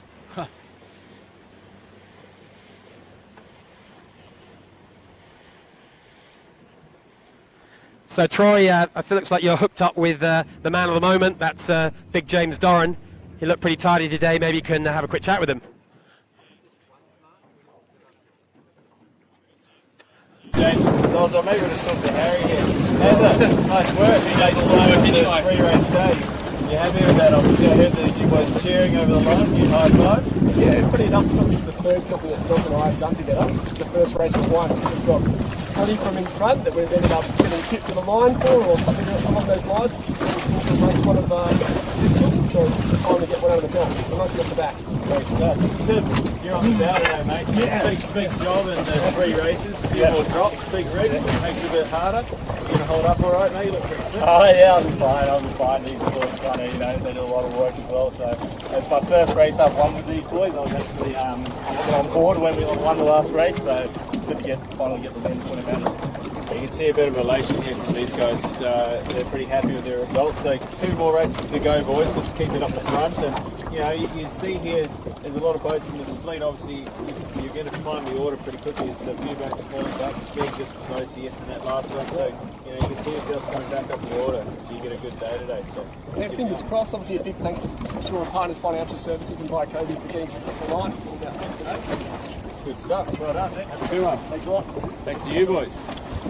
Yeah, Doro, he won't be unhappy with that, will he, Jimmy? He's keeping well out of the way of that interview, probably very sensibly. He want to keep the heart rate down, but with a few other boats falling by the wayside, he could find himself having a little sneaky look at the podium here.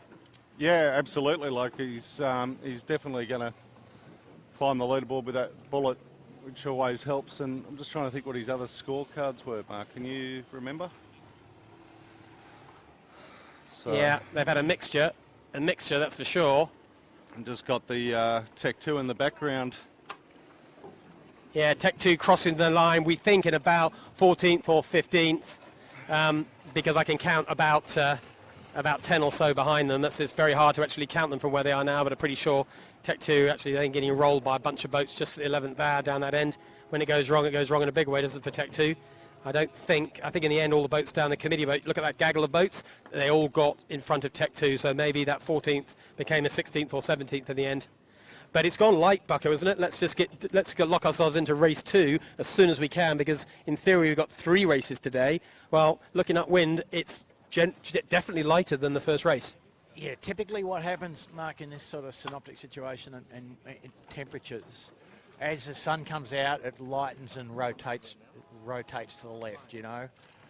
So, you know, and it's been bright sunshine now for about half an hour. Yeah.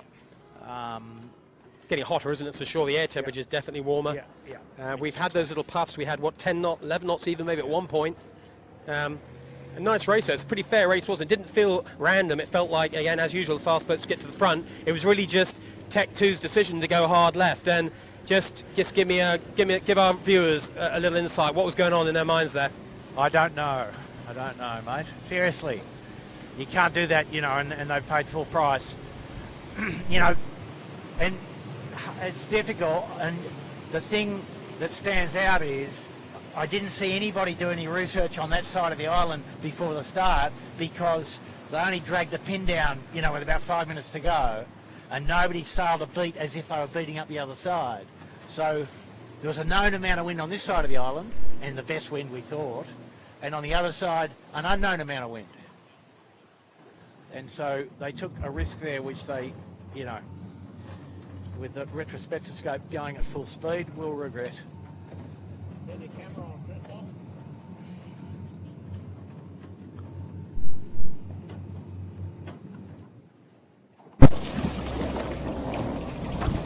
They're going to plan to do.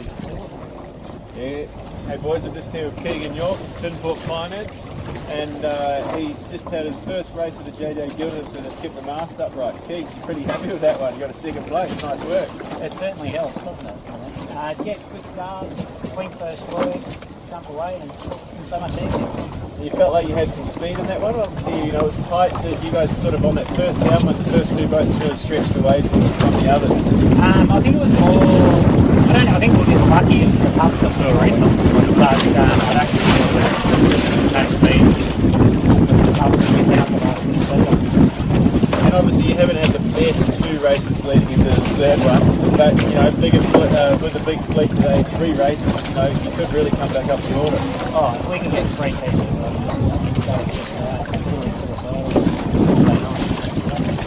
Only sailing, you know, we're sort of problems in the world. And Gus, 3 races for the Bowman today. Going to be a bit physical.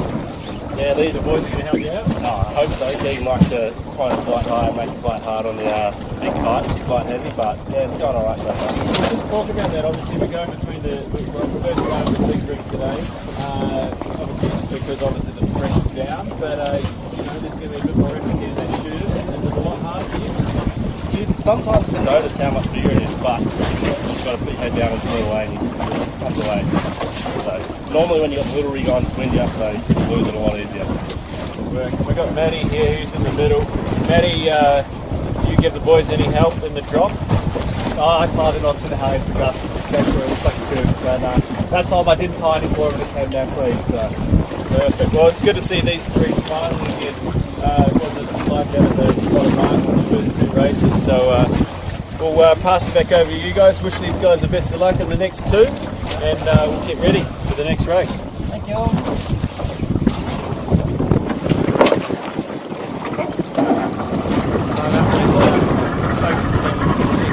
Second place, Finport, Keegan York, showing that he's got the form that we kind of knew he had all season. It's just hidden it from us for a while. It's been the best thing to see from the keepers, but now today he saw one of the 6 weeks only to race 81 to race in a row. A bit more pressure than it is right now, but he could easily go 2 in a row. They 2 top 3s anyway. 2 top 3s, maybe 3 top 3s. We'll wait and see. Winner today was, of course, Shaw and Partner in the first race of the day, and second Finport, and third series champions, series overall leaders rather, and current champions Honda Marine. But it's a significant event, Mark. The first race Honda didn't win. There you go. You're quite right, Bucko. So it's not going to be, whatever else happens, it's not going to be a series with a picket fence scoreline, all the ones, that's for sure. But that was always going to be a massive ask in a fleet like this.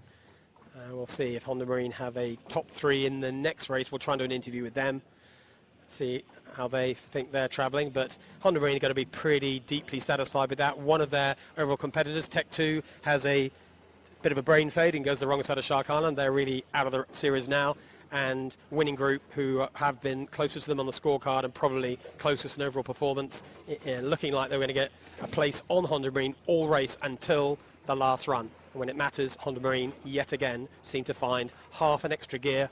Little bit of luck, was it? Not sure. You can't have luck all the time. They found the right way downwind. They found clear air. If nothing else, Bucko, they didn't get caught in a driving battle. They just jibed once, found the pressure. And I know you're a big fan of not driving. Well, that's what they did. One jibe, came downwind. Guess what? They crossed the line in a very, very useful third place. I didn't think they did, Chits. So we're just waiting now for the start of race 2. The race committee will want to get this off as soon as they can, and they are aiming to do 3 today. Breeze has got a bit light and funky, not crazy funky, this is definitely raceable, just down a little bit from what we saw at the end of that first race, but I can see Honda Marine going upwind just about with 3 strings, just checking their settings. And John Winning on Yandu doing the same, again 3 wiring, but only just. So it's that kind of day. It suggests it's like 7-8 knots true. Yeah, so clear sky, breeze expected now to soften and rotate, and that's what we're seeing. And the committee might, they've still got the finishing line length in, not the start line length in, so they've got to reset the pin end of the start line in. What they've done, Bucko, is you just look over, it looks like there's a mooring buoy between the rubber duck and the skiff just over here. They've just left the rope there so they can put it all back in exactly the same Good spot. plan. Good plan, I like that. That's good forward thinking. We discussed that with them before the... right, just to speed up the process. Before the regatta, but it's ain't in the right place for this wind direction, is it? No. Yeah. It looks like they're changing on the start boat, changing the course. So you can just see the other side of the starter boat there is what is usually the pin end of the line, but that's the pin end of the finish line. That's why it's so close. That's the buoy they're going to go and pick up. And then off to the right of your picture, hard to see, but only just off the bow of the committee boat, actually. If you line up, you can see a small little fishing pot. You might just see it from the camera there. That little fishing pot off the bow of Finport now, that is probably where they're going to just replace the pin to, which means we'll be right back into a start line pretty soon. And I suspect they'll leave the downwind gate where it is just for an added bit of distraction factor, but no harm in leaving that where it is. And wind direction, Bucko, just give us your view. We got a same direction? Any changes in pressure? Are we in any kind of a trending right phase, or was that just localised at the top? Well, it's a bit weird, 15 degrees left of where it was the first beat. And then a bit of low cloud, which usually means cold air and a breeze going back to the right. So the low cloud will defeat the sunshine eventually if that happens. Still a game of find the wind against the land here, against the left edge on the first start of the beat and on the right edge at the second part of the beat. Try and figure out how that works for the run. See how we go. I'm glad I'm not in the boat today. Oh, in the camera cat, it wins every day, I forgot. Well, one thing we can observe, because we were being, pretty vocally critical, or with a small C, of Honda starting, and they made a great start in that race. They got themselves a definitely front row, and they weren't trying to win a committee boat or a pin. Maybe they just were happy with the middle, but they were in great shape in the middle. And, they started at full speed with clear air. Full speed, clear air, found a gap to leeward, all the usual stuff. Nothing wrong with that starting technique at all. So good start by Honda, which they translated into being broadly in the top 5 all the way up that beat. And they didn't take any risk at the top. Ended up really in the top 3 or 4 all the way around. And then made their move at the end just to nip in front of Winning Group, add an extra point on the net point deltas, point differences on the overalls. But to get back in front changes the position by 2, Yeah, exactly. Winning Group got 1 more and they got 1 less. So nice. I think Winning Group might have regretted not really clamping on them hard on the second beat, Jimmy, yeah? They're pretty much on them. Like, I did watch when we were coming downhill, the Honda guys actually being forced to go to what we thought was the wrong side. No, I'm talking about on the beat, though. Oh, yeah, on the beat. But, I think Winning Group did the right thing. Like, they, up the beat, they stayed between them and the next mark, pretty much. Like, they they could have probably put the mask on them a little bit harder. But, downhill, Honda they went out there with pressure and they came back with pressure on the downwind, which was great. Both those boats went around the windward mark in a good path. So they both had the opportunity and Honda picked it better. Oh, absolutely. But I think if Sevi had the race all over again, he'd say we Clamp. should have probably absolutely face-planted him on the beat when they had the opportunity, you know. Anyway, they'd still be happy to be there and thereabouts. Yeah, there's still very much race on. We're hoping to have at least at least one more race today, probably 2 today. The conditions suggest we can do that. Breeze is not fading away. It's not forecast to fade away. It's 3:30 local time here on Sydney Harbour. Plenty of time to get 2 more races in of this kind of short length. So there's plenty more can happen in this. As Tech 2 have just shown, it's easy to score a 17th, which is pretty much what I think they've just done. And there goes your discard if that happens. To get a discard, how many races do we need? Jimmy, remind me. 5. For a discard? 4 races for a series. 4 races for a series and 5 races, you can chuck one away. Or was it 6 or was 5? No, 5. It's 5, so, right. That was a number that was in my head. Yeah, absolutely. So we need one more race to constitute a series. Not that we think there should be too much threat on that issue. And then after that, we then get into the discard territory. At the moment, no issues for Honda Marine on a discard. They score a 1-1-3.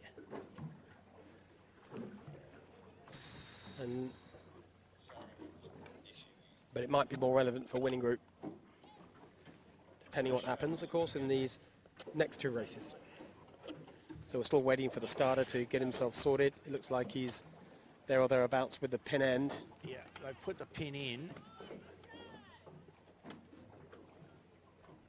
Just sorting out the flags on the committee boat, making sure they've got the right one. It looks like it's still 6 and 2. Yeah, Or has he got the 3 flag there? I think he's switching to 6 and 3. That's what the delay is about. Yep. It's a super short course, and he's probably thinking, look, it's only 3:30. It doesn't get dark till 6 o'clock in Sydney Harbour. We've got plenty of time. Breeze isn't forecast to drop. We can actually go longer here. Yeah. No, it's a pretty short race. And 3 laps does give you some chance to crawl back if you've started badly. That is right. That's exactly right. I don't think anyone is going to be buying any tickets to the left-hand side of Shark Island on this race. Then we have to move the pin back a whole lot more or have a whole lot more breeze. It's just way too risky to get across through the lee of Shark Island. So course 6 is the same course. Top mark has not been moved. Pin's back where it was. But it's 3 times around this time. And I hope everybody sees that and doesn't, the leader at the gate for the second time doesn't just keep on going down to the finish line. Well, hopefully the committee will make it easy for them by not positioning themselves too early. They might even move. But anyway, it's up to the race, the sailors, to spot that 3. That's 3 laps, course 6. Shouldn't be too hard for them.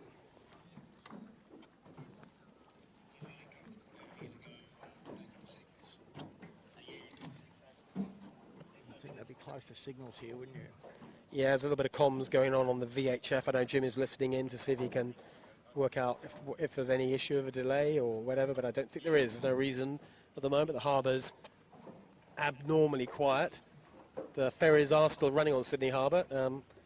We can see them zooming past us all day long, so Sydney's not in a kind of lockdown kind of situation as compared to some other cities around the world.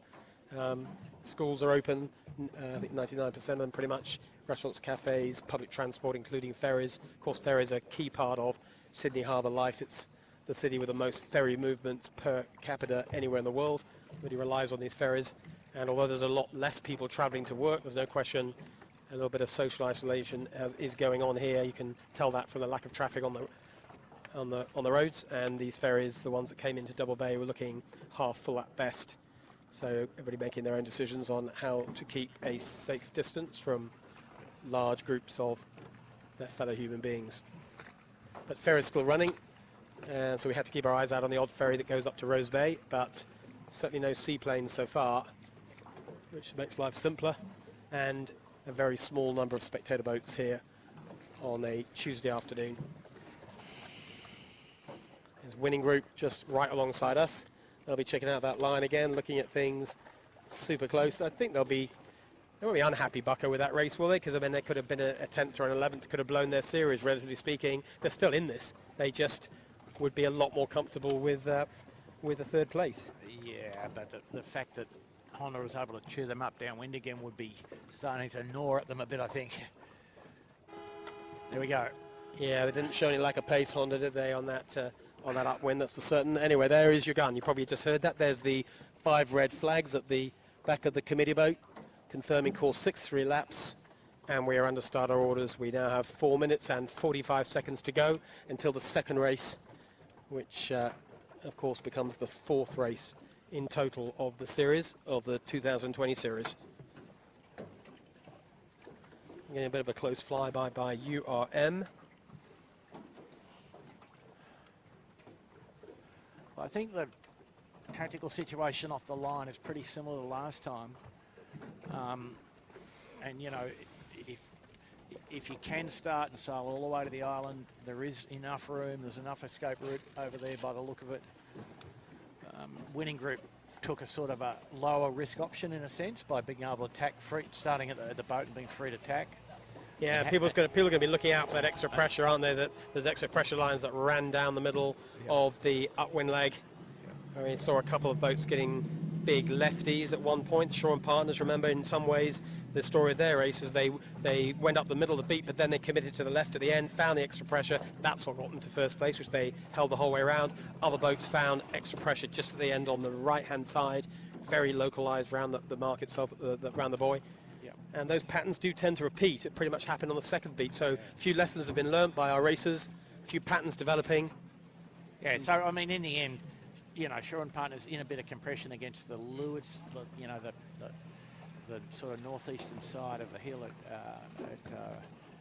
in Rose Bay, under the convent, as we call it locally. Interesting.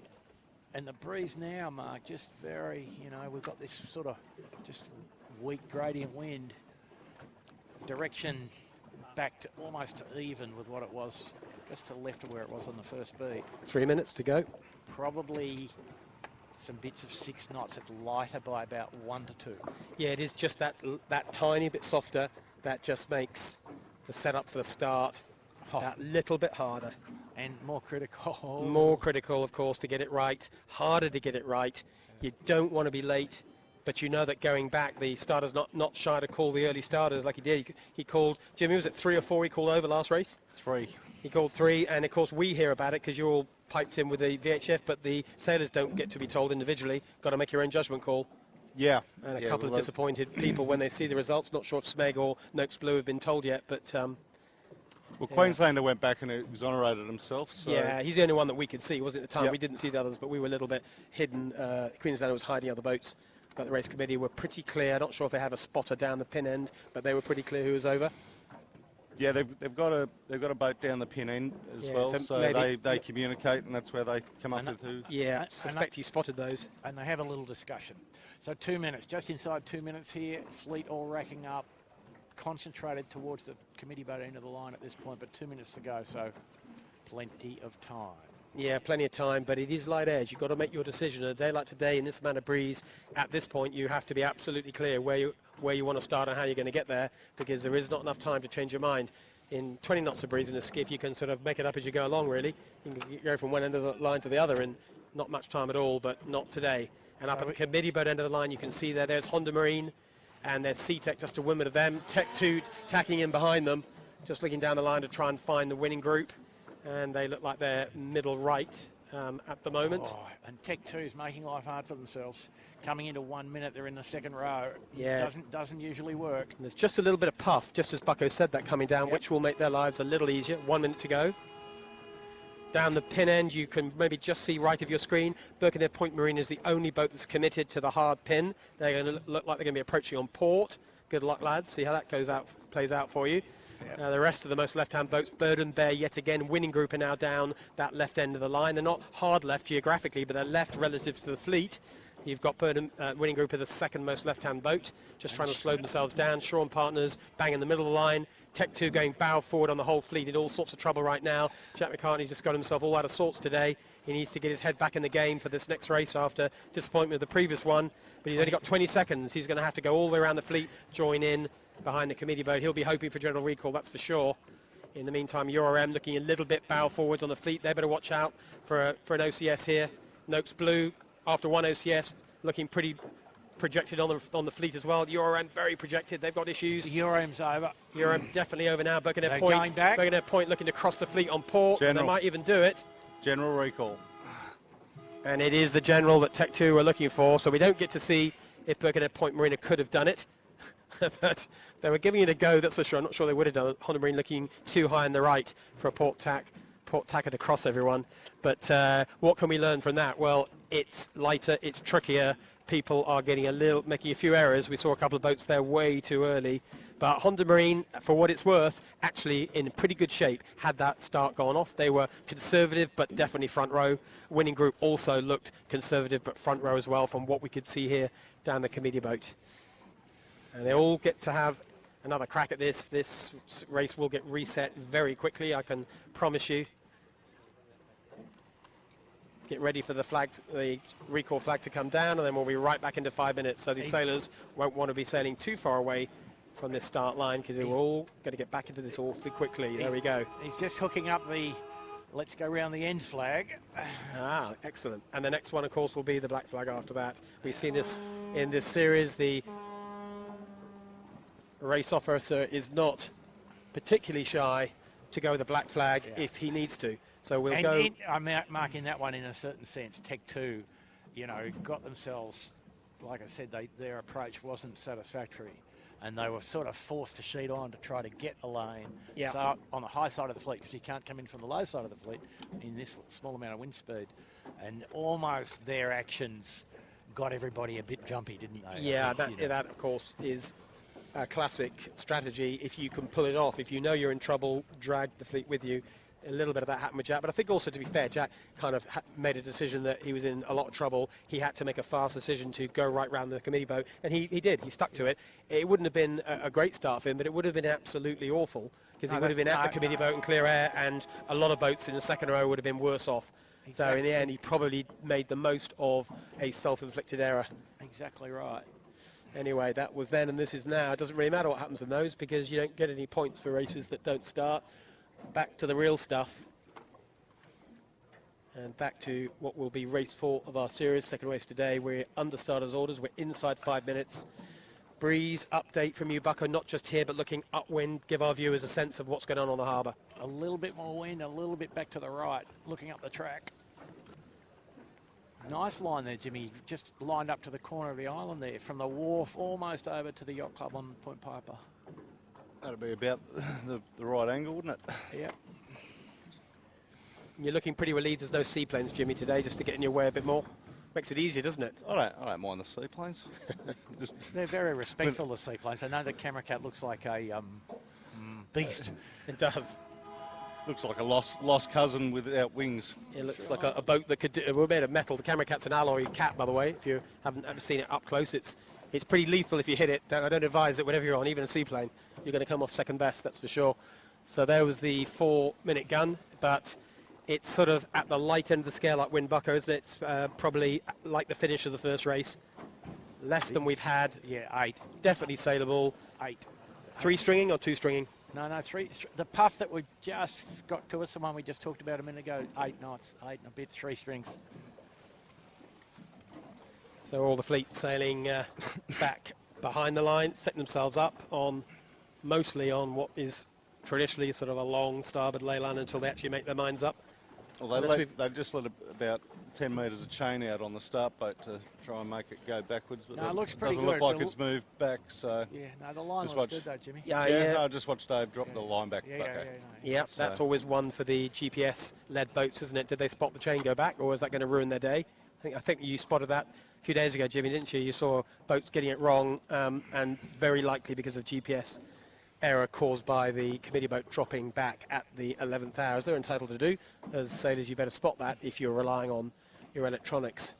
Anyway, that was then, and here we are in 3 and a bit minutes to go, 3 minutes 30 seconds to go. Breeze very slightly up in the last 30 seconds or so, since we were talking to Bucko about that. Definitely in 3-string territory, a little more pressure for the start. Mark, sorry, it's 2:30, yeah? Yeah, yes, sorry, 2:30. 2:30. It's easy to miss 2:15 one flag. Yeah, it is. We're inside 3. Inside, yes. Those flags is the number of minutes when that flag was revealed, not at the moment. So we're about to get to 2 minutes. Fleet looking to me pretty early for 2 minutes. They've all got into position extremely prematurely. There is an I flag going up there. There's a lot of stationary yachting skills about to need to be displayed if they're not all going to be early. Well, it's interesting, isn't it? The fleet's been pretty well behaved in reality, but they are very racked up, aren't they? They're racked up, and they're racked up very early. Right now, you just wouldn't want to be going too far forwards because you're going to run out of room, that's for sure. Well, Honda at the top end of the line here with Tech 2. Down the other end, Sean Partners,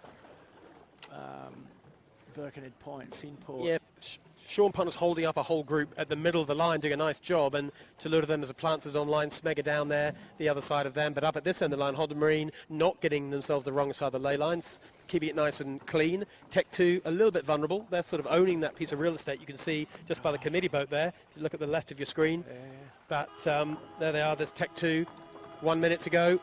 It's pretty, only 1 minute to go. You can see where Tech 2 are. They're only one skiff's boat length from the line. That tells you what Jack McCartney on Tech 2's got to do. Honda Marine to leeward, a little bit further back. Just enough space on Honda Marine, a bit of a gap to windward, a bit of a gap to leeward. The one that David McDermott really wants is more space to left. That's owned by Yvette Heritage on Noakes Blue. And Tech 2 in irons. But he's got a space, Tech 2 out of control up at this end a little bit. He's just got to get his bow down. He's trying to do now. Got to keep clear of Rag and Famish, which is a hard ask when you're not going forwards. No, he's okay. He's back under control. There's 25 seconds to go. We're just ahead of the line, but not much ahead of the line. Everybody's looking up, very well behaved right now. Finport pretty advanced in the middle. And URM are coming in. A lot of action outside, up at the committee boat end. You can't quite see them, but Yandu and Merskline having a bit of a battle up here. But down the left end of the line, Sean Langman on Noakes Ready in great shape. Yandu way too early at the committee boat. She's had to bail out with 1 second to go. Tech 2 actually all right, albeit stationary. Honda slow, but not in lane 2, just to windward of Noakes Blue if Honda can stay there. Great start from Dalzotto. That was a new siren, we haven't heard that one before. Up at this end of the line, Dalzotto and Panasonic Lumix, two boats we haven't talked about much, actually currently leading the fleet. And a winning group in decent shape in the middle of the fleet. Honda Marine sucking a whole lot of dirt behind Yvette Heritage on Noakes Blue and possibly about to get rolled by Rag and Famish. So they've got a lot of work to do to squeeze themselves out of that middle spot. And Finport also in good shape in there with Dalzotto. Tech 2 coming back. Yeah, they had to. They were well half a boat length over and easily. You just saw Tech 2 out of the corner of your eye, possibly there coming back down when they were early. So a challenging day, that's for sure, for Jack McCartney's team. Down the left end of the line, it all looks very light. Winning group having to duck a lot of transoms. Have a look at this, though, Mark. Little puff from the right edge here. On the hard right, and Royal Oak heading one of our sort of early picks. I think they could be in good shape later on. Winning group in a bit of trouble behind Honda Marine at the moment, but Honda Marine themselves having to work really hard to hold a skinny lane just above Yvette Heritage. They're currently managing to do that. You might see that out of the middle right of your picture. You see Honda Marine's orange stripes with the Yvette Heritage and the pale blue top-sided boat in the deck area is pale blue. That's the boat just to leeward, just ahead of Honda Marine. So it looks like slow motion yachting here. It is quite light airs. The crew struggling to 3-wire. It's really a 1.5, 2-wire moment right now. The boat closest to Shark Island on the left is Finport in the best shape. Sean Partners, Appliances Online and Noakes Red have all just tacked, but it's pretty light for them. And the group up to windward, kind of the best of the middle. That's Noakes Blue, Honda Marine, Rag and Famish. The leader out of the middle is currently Bird and Bear. Bird and Bear leads that lot, and Winning Group leads a lot from the committee boat end.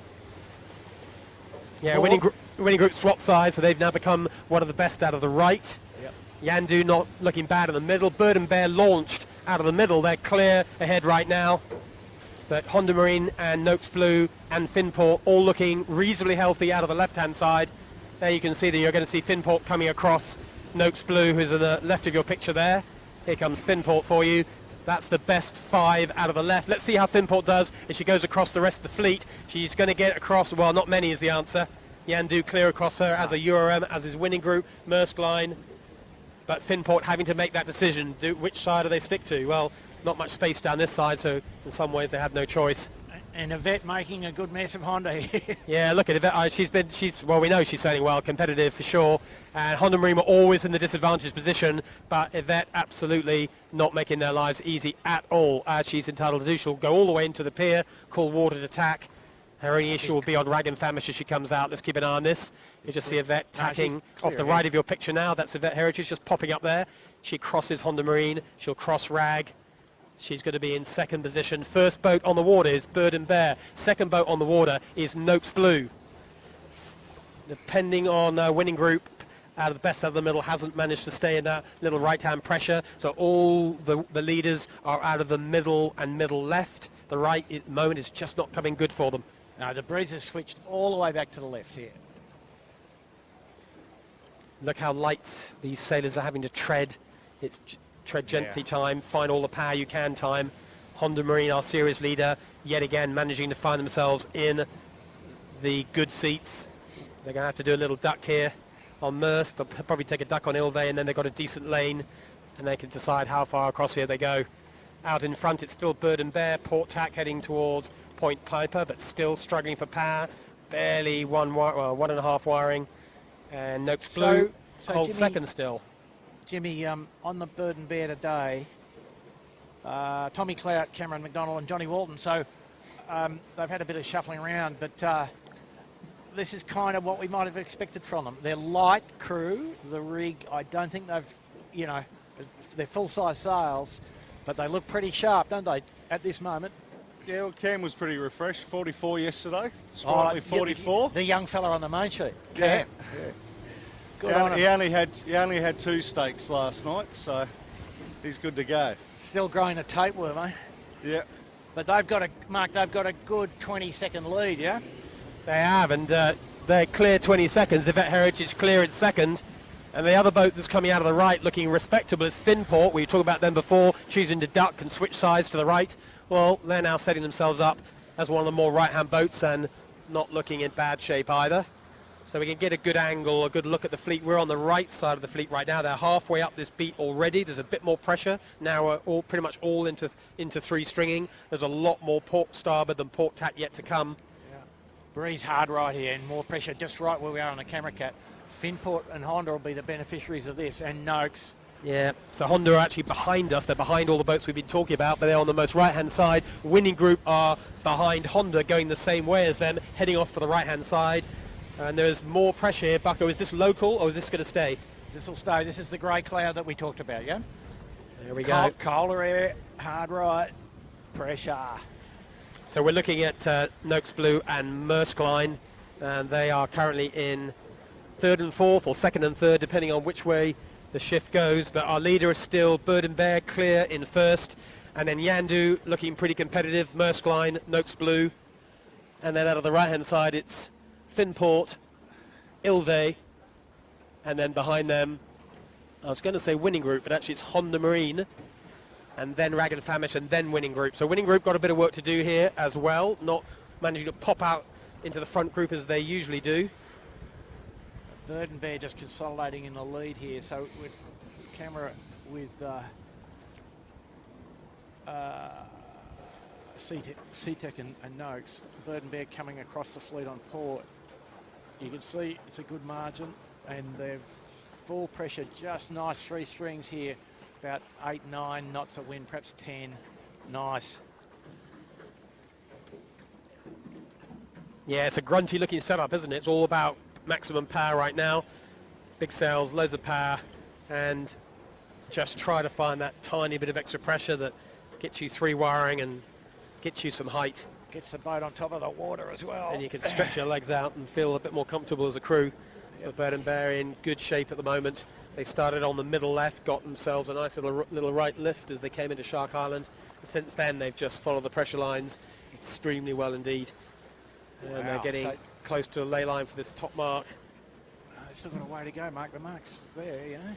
Yeah, but we've seen righties every time at the top here, Buck, haven't we? I think they'll be remembering that. Well, we'll see what happens. Got to stand the pressure, that's for sure. So Bird and Bear, they tack in the vicinity of the ley. We'll see how they go. They're going to be short. But they probably didn't want to get in the mooring, so... Yeah, that's right. That's where we are, the camera cat. We're in amongst some mooring more boats off the side of Point Piper. So let's have a look here. Yandu also in pretty good nick. Right up against the exclusion zone or whatever that yellow mark is. Yeah, they're looking decent, Yandu, for sure. And Finport's going to come over and just tack ahead into leeward.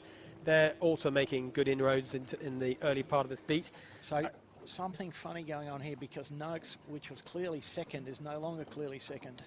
No, that's for sure. There's a bit of stuff happening in the hard left as well. Remember how well Shaw and Partners did in the first race. Well, Shaw and Partners and Kitchen Maker and URM and now Winning Group are coming out of the left with a big left shift. They found some pressure. They found a lefty. Winning Group, I think you might just see in the distance, you just to the right, actually, we'll get to them in a second. Just off to the right of the shot, we can see the Winning Group Honda Marine battle continues. That's closed up quite tightly. Not an awful lot between those two. I just saw C-Tech, the back of your picture just there, just doing a penalty turn. I didn't see what caused that, but they were doing a penalty turn about a minute or so ago. So if you're a C-Tech supporter, that's why they've dropped back a little bit. In the middle of the fleet, Winning Group were looking a little bit average 2 or 3 minutes ago, but they found a lane of pressure off in the middle left-hand side. Quite a nice little comeback for them. It's going to be very tight, surprise, surprise, between them and Honda Marine at the top, Mark. And only a few minutes ago, Honda Marine had at least 5-6 boats between themselves and Winning Group. Not anymore. Bit of a sandwich going on there, but Bird and Bear's going to lead pretty comfortably at the top. And win from the from the right. The final puff mark, which determines a fair bit, is the right-hander. Yeah. So you're going to see Noakes back into second here. The Rose Bay, Noakes Blue, yeah. The Rose Bay right-hander. You can see on camera there, you've got our leader. Look to the right of your shot. You'll see in a second. Look at the massive left-hand shift Honda Marine and Kitchen Maker on. Well, there's a lefty and there's a righty. That righty we think is going to win. Yeah, here come the bows come down on Honda Marine and Kitchen Maker in a massive way. They're caving. It's a biggie. So the shift out of the right is going to be the one that wins, as often happens in Rose Bay. So Honda Marine are about to eat a world of pain, as are Shaw and Partners, as our Kitchen Maker, and we expect the boats out of the right to come good. Noakes Blue, we were saying a second ago, they were struggling. They got to the right, made the good strategic call, and it's come good for Yvette Heritage in Noakes Blue. She goes around the top mark in second position here on the second race of the day, followed by John Winning on Yandu, that exceptional race he had on Sunday in the breeze. Ended up, I think, in fourth, third. So nearly. Third, nearly second, or was it? Yeah, whichever. Yes, it was third, but so nearly second, just a few seconds behind Winning Group. And then next back is Finport. Great first race today, looking good again in the second race. Oh, there's Honda Marine and Kitchen Maker attacking simultaneously, managing to find a gap at the top. They do go around ahead of Winning Group, but not by much. Honda Marine in a bit of trouble here. Honda Marine tacking at the same time as Kitchen Maker and Honda Marine somehow touching and connecting. And Winning Group getting themselves caught to windward and getting overtaken by their favourite boat, URM. Those guys are always in a tussle. Somehow or other, they just can't separate themselves. Will Kitchen Maker get round? Will Winning Group get around? What will URM do? Will there be protests? There'll be something. Something's happening here. Kitchen Maker forcing their way around, managing to get there. As long as they don't move the mark, they're allowed to hit it. That's for sure. Winning Group giving lots of advice to Kitchen Maker and to URM. Flexible rule, that one. And Shaw and Partners, after all in that, they came out of the left looking good for a while, but when they got that left, that awful right shift, they're in terrible trouble. And then it's URM finally after them, followed by FinTech, and there's Appliances Online, and C-Tech after that penalty turn not looking too pretty. And there's so much advice going on from all the boats on the fleet that's shouting, let's be honest. Plenty of people screaming and shouting. The pressure's getting to everyone here. You have a bad race today, bad race, there's so few races that count that you've got to make sure everything counts. Next around is Queenslander after C-Tech, and then it's going to be Panasonic Lumix if they can force their way around this buoy. Smeg, disappointing so far for them today. OCS in the race previously and right down in the heavy teens at the moment. And Tech 2 making up the numbers from the back again. My goodness. Tough day. And Royal Oak as well there. Bucko, we're expecting Royal Oak to be in amongst us the whole time as well, won't we? But Royal Oak, somewhere near the back of the fleet as well. Finally, here comes Tech 2, Birkenhead Point Marina, and then Dalzotto. And then there's one other boat to come, one other Queensland boat to come, a little further back. That is your fleet.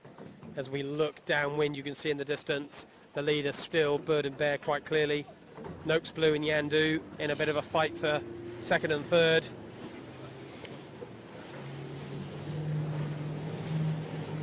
But that mark rounding was all happening at the top mark, wasn't it, Bucko? We weren't perfectly positioned to use our eyeballs to tell you what happened. Probably the drone and the camera shots will have shown it more clearly. But what clearly happened was Honda Marine and Kitchen Maker both on port, both tacked simultaneously.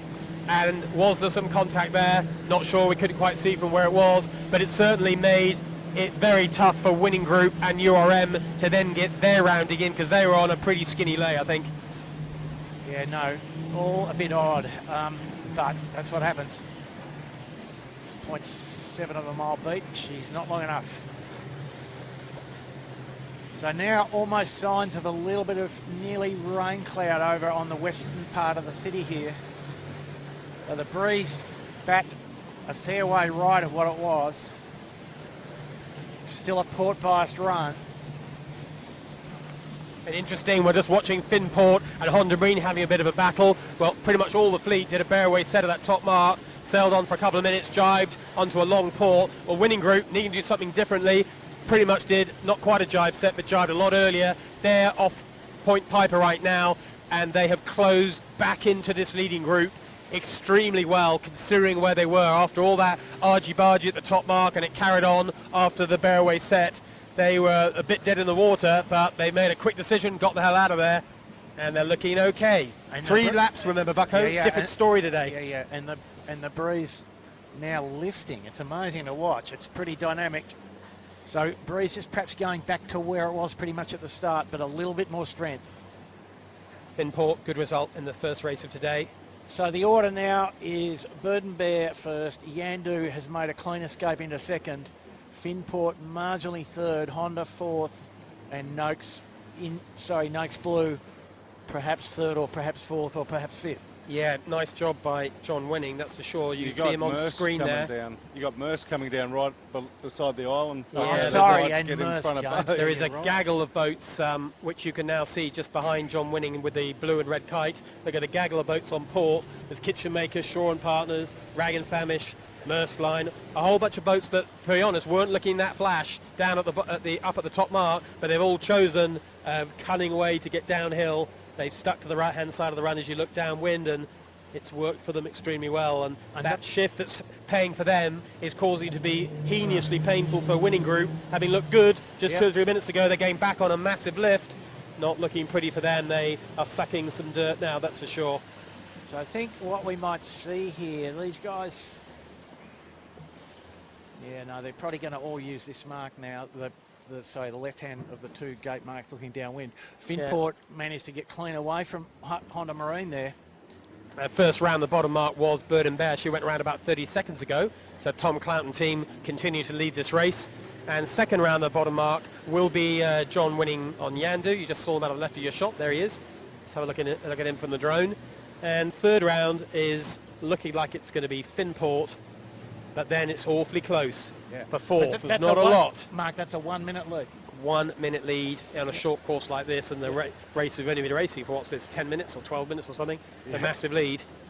But these leads can evaporate on days like today. They can evaporate. So Finport, Honda Marine, Maersk Line.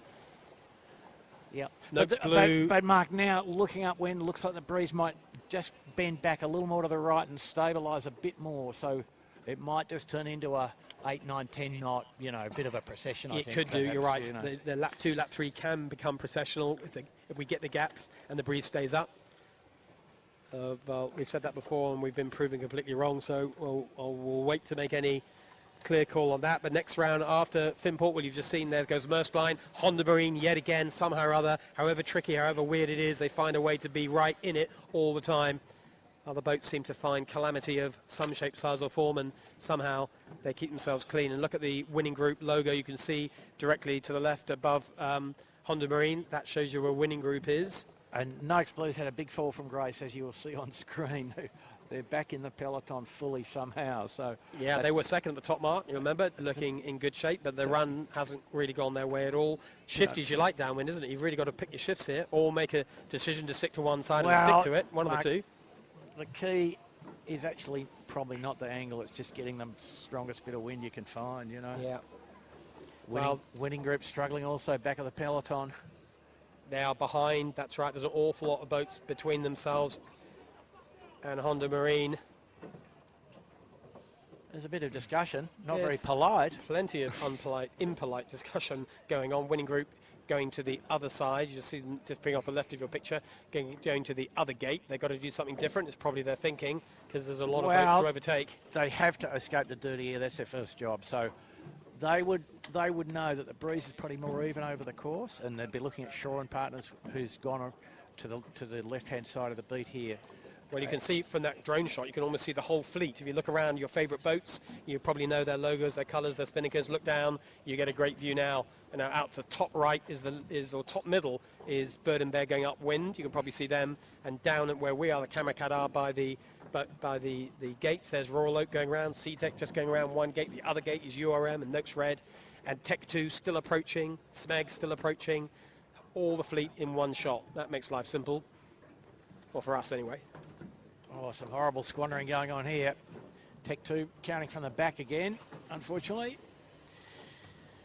Tough day. And Ilvi up in the mix. Wow, how about that? So a little puff down the middle of the course. Guys with 3 strings. Yeah, Vet Heritage just in front of us. You can see the bottom middle of your picture. There's a Vet Heritage going upwind with plenty of pressure, and Ilve as well, right up the middle. There is a boat capsized up there, but that's one of our back markers still coming downwind, so don't get too distracted by that if you see it. But up at the top of the fleet, it's Bird and Bear leading, and John Winning and Yandu is in second place with Finport, not that far behind. But then Maersk Line and Honda and Shaw and Partners getting right back into this as well. They had a decent first beat, didn't they, Bucko? But they got caught out on the left, and all went horribly wrong at the top mark for them, but they come right back into it with a terrific downwind. And now they're up and running upwind, looking reasonable. And then the hard left is Winning Group, also trying to get themselves back into this race quickly before it all slips away from them. They're charging into Shark Island, hard left of your picture. There's Winning Group going into Shark Island. Going to be tacking there, coming across with lots of pressure. That's for sure. They found the breeze line, and they will have Honda Marine in their sights. A lot of work to do to get to Honda Marine, but not that many boats in between them, not compared to what it was like at the bottom mark anyway. Yeah, so they've escaped from that chaos, but they did, didn't they? A bit of an escape. That's what the best boats do. But there will be a little twinge of optimism on board Winning Group when they look up and see what's happening upwind. So, are we given the race to Bird and Bear, Jimmy? Mate, they're gone. They're almost at the top mark. They're going for an observance ceremony at the convent, mate. They are literally gone. Here comes Finport across on port. Just going to be in front of Honda Marine. Yeah, interesting one for Honda Marine is if they can get to them, do they want them to tack or duck? It's a tricky one. In ahead of Finport's going to have to duck. That's wow. fine. That suits Honda Marine just fine. Yep. That's nice.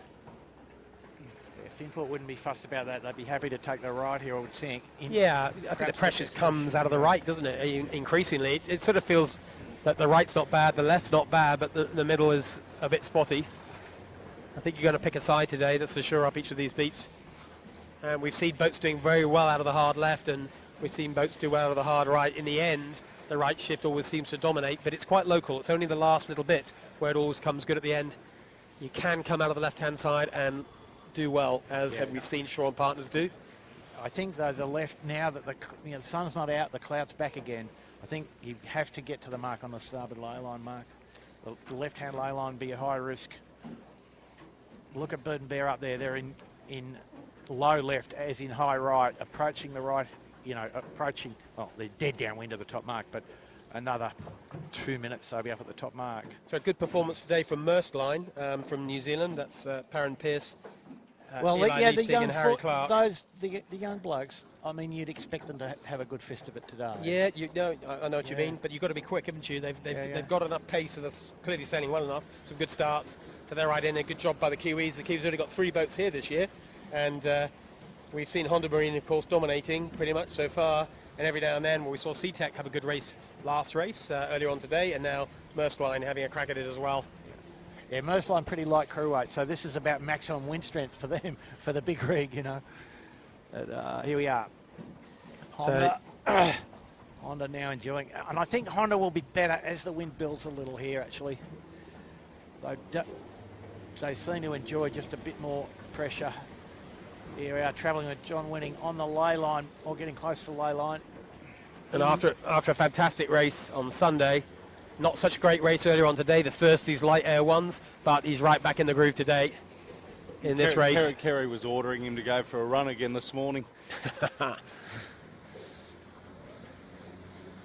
There's a little bit of huffing and puffing going on with John Winning. Coming out on the wire, fella. Actually, come on, the boys want you. But plenty of pace. He's been quick once he can find some clear air. No problem with straight line speed. We saw that very, very graphically on Sunday, where he was actually coming into winning group all the way out that last beat without any question. Well, Mark, if you have a look, you'll see the first and second boat today, Bird and Bear and Yandu, both commonly sailed, both using sails from Nick Daly and Michael Carter, the leaders of the technical effort.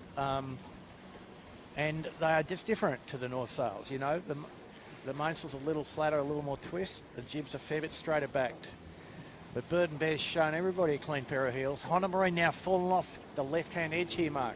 Yeah, Honda choosing that left-hand side again, which they did the last beat, come out of the left. It actually didn't do them any harm until the very last piece. We'll see how they go. There's a big lefty they seem to get. Let's see how they go with that. Yeah, you're right. Nick Daly's gang, small loft, doing a good job keeping all the rest of the sail makers honest. But this fleet is dominated by the North Sails loft. And, of course, that's mostly because Michael Coxon, Sr., who actually has been supplying sails to the fleet since 1980 or so. I think it's 40 years or so now he's been doing that. Himself a skiff champion back in the day. That's when it started. And Michael Coxon now, of course, runs North Sails Sydney and Australia and North Sails New Zealand, and is also the regional boss, I think, of the Asia area. And all those lofts all coordinate together, and they give a huge amount of technical support to this fleet. And, of course, there's a reason why odd sailmakers had their day, but in truth, North Sails have dominated this fleet for many a year indeed, and that will probably be the case this year with the way that we're seeing Honda, of course, herself, a North Sails boat. She's performing. Mark, just here, wind, as you'd observe, breeze up to about 10, and Bird and Bear got around the mark with a beautiful bit of wind.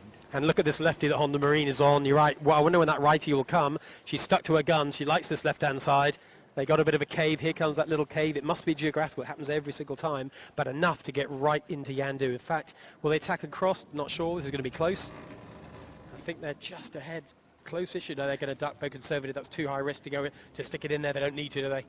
They take the duck. They've done well. They've got themselves up to third. And Yandu, just a nice little bow down just to make it a bit harder. Nice skills by the old fella, John Winning. He quite knows exactly what's going on there, so he made their lives a little hard. Why wouldn't you? John Winning goes round in second, a long way behind Bird and Bear. Remember, this is only lap 2. You can get lost on these. We've got another whole lap and a bit to go yet. Much longer course. So at the moment, Bird and Bear all the way to the Port Jibe ley line for the run here, so they're not mucking around either, are they? They are absolutely not mucking around, that's for sure. But nearly, not far off a 2-minute lead. It's huge. They've got all the way to that lay, and they just decided to get the hell out of all these rest of these boats. Just find some clear air, find the extra pressure. And I think this is what Honda Marine have done on these runs as well. Just get right on the right-hand side downwind, find some clear air. There's your series leader, Honda Marine, in third place in today's race so far. So Finport's going to be 4th, and Shaw & Partners up into 5th here. And winning group probably about 8th or 9th. Finport giving the seat, Maersk line a bit of a touch-up. It's gone light, isn't it? And still, we're looking for the winning group. Obviously, I can actually see them. And when I made the observation about Honda, Mark, when they were on the left-hand ley line, they had sailed into a spot where there were only 2 strings. Yeah. And you can hurt pretty quick when when you get in that lighter air. These boats really hurt quite a lot without 3 guys on the end of the rack. The 4th place round is Finport, followed by the Kiwis on Maersk line, followed by Shaw & Partners, the winner of the first race today. All right. We'll ask Jimmy a hard question, Mark. Jimmy, yes. Where is Shaw & Partners going to end up in this race? You know me. Hey? Where's Shaw & Partners going to end up? Yeah, in this race. Well, if they get out of the trouble here... Well, they're going to overtake Maersk line, I think. Yeah, they should roll down over the front of Maersk, but I think maybe, let me say 4th. They've gone to the right bit here. Well, that's top 5 so far. Big hole in the middle of their chute. Yeah, it was there at the first bottom mark here, so... That's Kitchenmaker goes around in 6th. You might just be able to see in a second. And 7th is Rag, and it's winning group in 8th. For those who are following in the winning group or thinking about the overall positions at the moment, winning group lying 2nd overall at the moment. They've got 6 boats back from Honda Marine. That's not what they want, but plenty of time to do something about that. We've still got to hold another lap, as you were saying, so three lapper, and I think from the discussions I was just listening to, it maybe may not get the third race in today. Let's see how that goes. Let's hope we do. I think more action would be great. Enjoying watching the sailing. There's Winning Group go with their hoist. They're clearly committed to the Barroway set. They've got a bit of space to do it in. And then it's Noakes Red. It's gone a bit light at the top mark. So boat handling a priority right now. Mark, not a bit lighter, near vacuum for a minute there. Yeah, it's not much as a whole lot of skiffs go round. They just suck the air away. And whilst there's no air up the top mark, in the middle of the fleet, there's Finport. No problem with the breeze there. Shark Island in the distance with our leading boats in first and second. But there's nothing at the top mark where you can see there. Look at that. There's the contrast. Smeg parked up on the mark with no breeze at all. Breeze hard left again at the top mark, just in a little spot they had to take back. They're right. Amazing. Nothing at the top. At the bottom, you saw that lovely long distance shot, the drone shot of Honda Marine and Bird and Bear and Finport. They got plenty of breeze. But what that says, Buckers, there's a lot of holes generally, isn't there? You can still mess this up if you're a leader, and if you're a bit back in the pack, or you're back where Noakes Red or Winning Group are at the moment, you've still got opportunities. Yeah, just enough for those little vacuum spots that you have to be very careful. And the vacuum, for the viewers, probably caused by the air now being cooler than the water and the wind just lifting off, basically, or the boundary layer getting thicker, one of the two. But at the windward mark, and we didn't see it too well on screen, but there was just like the wind was going straight up in the air. And Smeg's still at the windward mark. We left there a minute ago, and they still don't have their chute up. Amazing. So, but looking downwind, the Bird and Bear, we need a telescope, Jimmy. What's the lead, mark. Jimmy? What's your guess? Oh, what was it at the top? It was 2 minutes or something, was it? They're just extending away. It's just crazy. Let's call it a country mile. Yeah. It's a lot. Long way. They're gone and launched and extending all the time. Keeping it simple. One more lap to go for them. Back in the best of the rest. We're in amongst them at the moment. And you're looking at Honda Marine on shot, and behind them we've got Shore and Partners, we've got Finport. When we're in amongst Merskline and Rag and Famish as we come downwind. And of course John Winning just behind Honda Marine, keeping his eyes on the series leader. A bit more breeze, Bucker, where we are. I know there's nothing at the top with Smeg, like nothing, but what do we got? 8-9 knots again here? Yeah. Shore and Partners, Jimmy, trying to sail very deep here. Not sure it's the right answer. I just think they're not in pressure there, Bucko. The pressure's just to the left of us on shot there now. So but look how much riding moment they're not using, shall we say. Well, they've got nothing to lean on, mate. They come out, they'll be pointing up higher than us. Yeah, maybe. Chute's still too flat on the entry's still too flat on the chute, I can tell you. And Tech 2 just going around the top mark right now, and Bird and Bear are already 30 seconds on the way back up the beat. That tells you what's going on here. There's like a whole leg of difference between the front and the back. And the Bird and Bear, Tommy Cloud and Johnny Wall will be wondering what they've been doing all week, you know? Yeah. First day with the big green. They're saying stuff like, when you get out the front, it's easy, isn't it? Yeah, all those cliches. And it is a lot easier. They nearly capsized in the tack. They got a little puff. Yeah, we're just looking at them off camera for a second. They're putting their ass on the bow. But they are heading upwind. They've tacking on starboard. In the second place, approaching the mark is Honda Marine. Done a really nice, tidy job down here. Haven't taken any risk. Haven't exposed themselves. And they're going to lock in their second place so far. One more lap to go, of course. They are looking like a solid second. John Winning on Yandu, a solid third. And it's looking like Finport are probably going to end up in fourth. And then Rag and Famish, Shore and Partners, Merskline and Kitchen Maker are going to be in a bit of a scrap for that 5, 6, 7, 8, 9 position. And then there's a gap, quite a decent-sized gap back to the rest of the fleet. The best of the rest is Winning Group and Noakes Red. And then another even bigger gap before we get to the rest of the peloton. Big gaps appearing, that's for sure. Seems to be hard for the back markers to get back into the group. Last race, Bucker, we saw compression almost all the time. They just kept catching each other up. But this race is very different. No, as the breeze lightens, the breeze lifts off, whatever it's doing, the rich get richer. And it's a big bit of richness, isn't it? Like, wow. Well, Honda Marine in second are minutes plural behind the leader. But they're in second, scoring less points for being a long way back. 2 will do.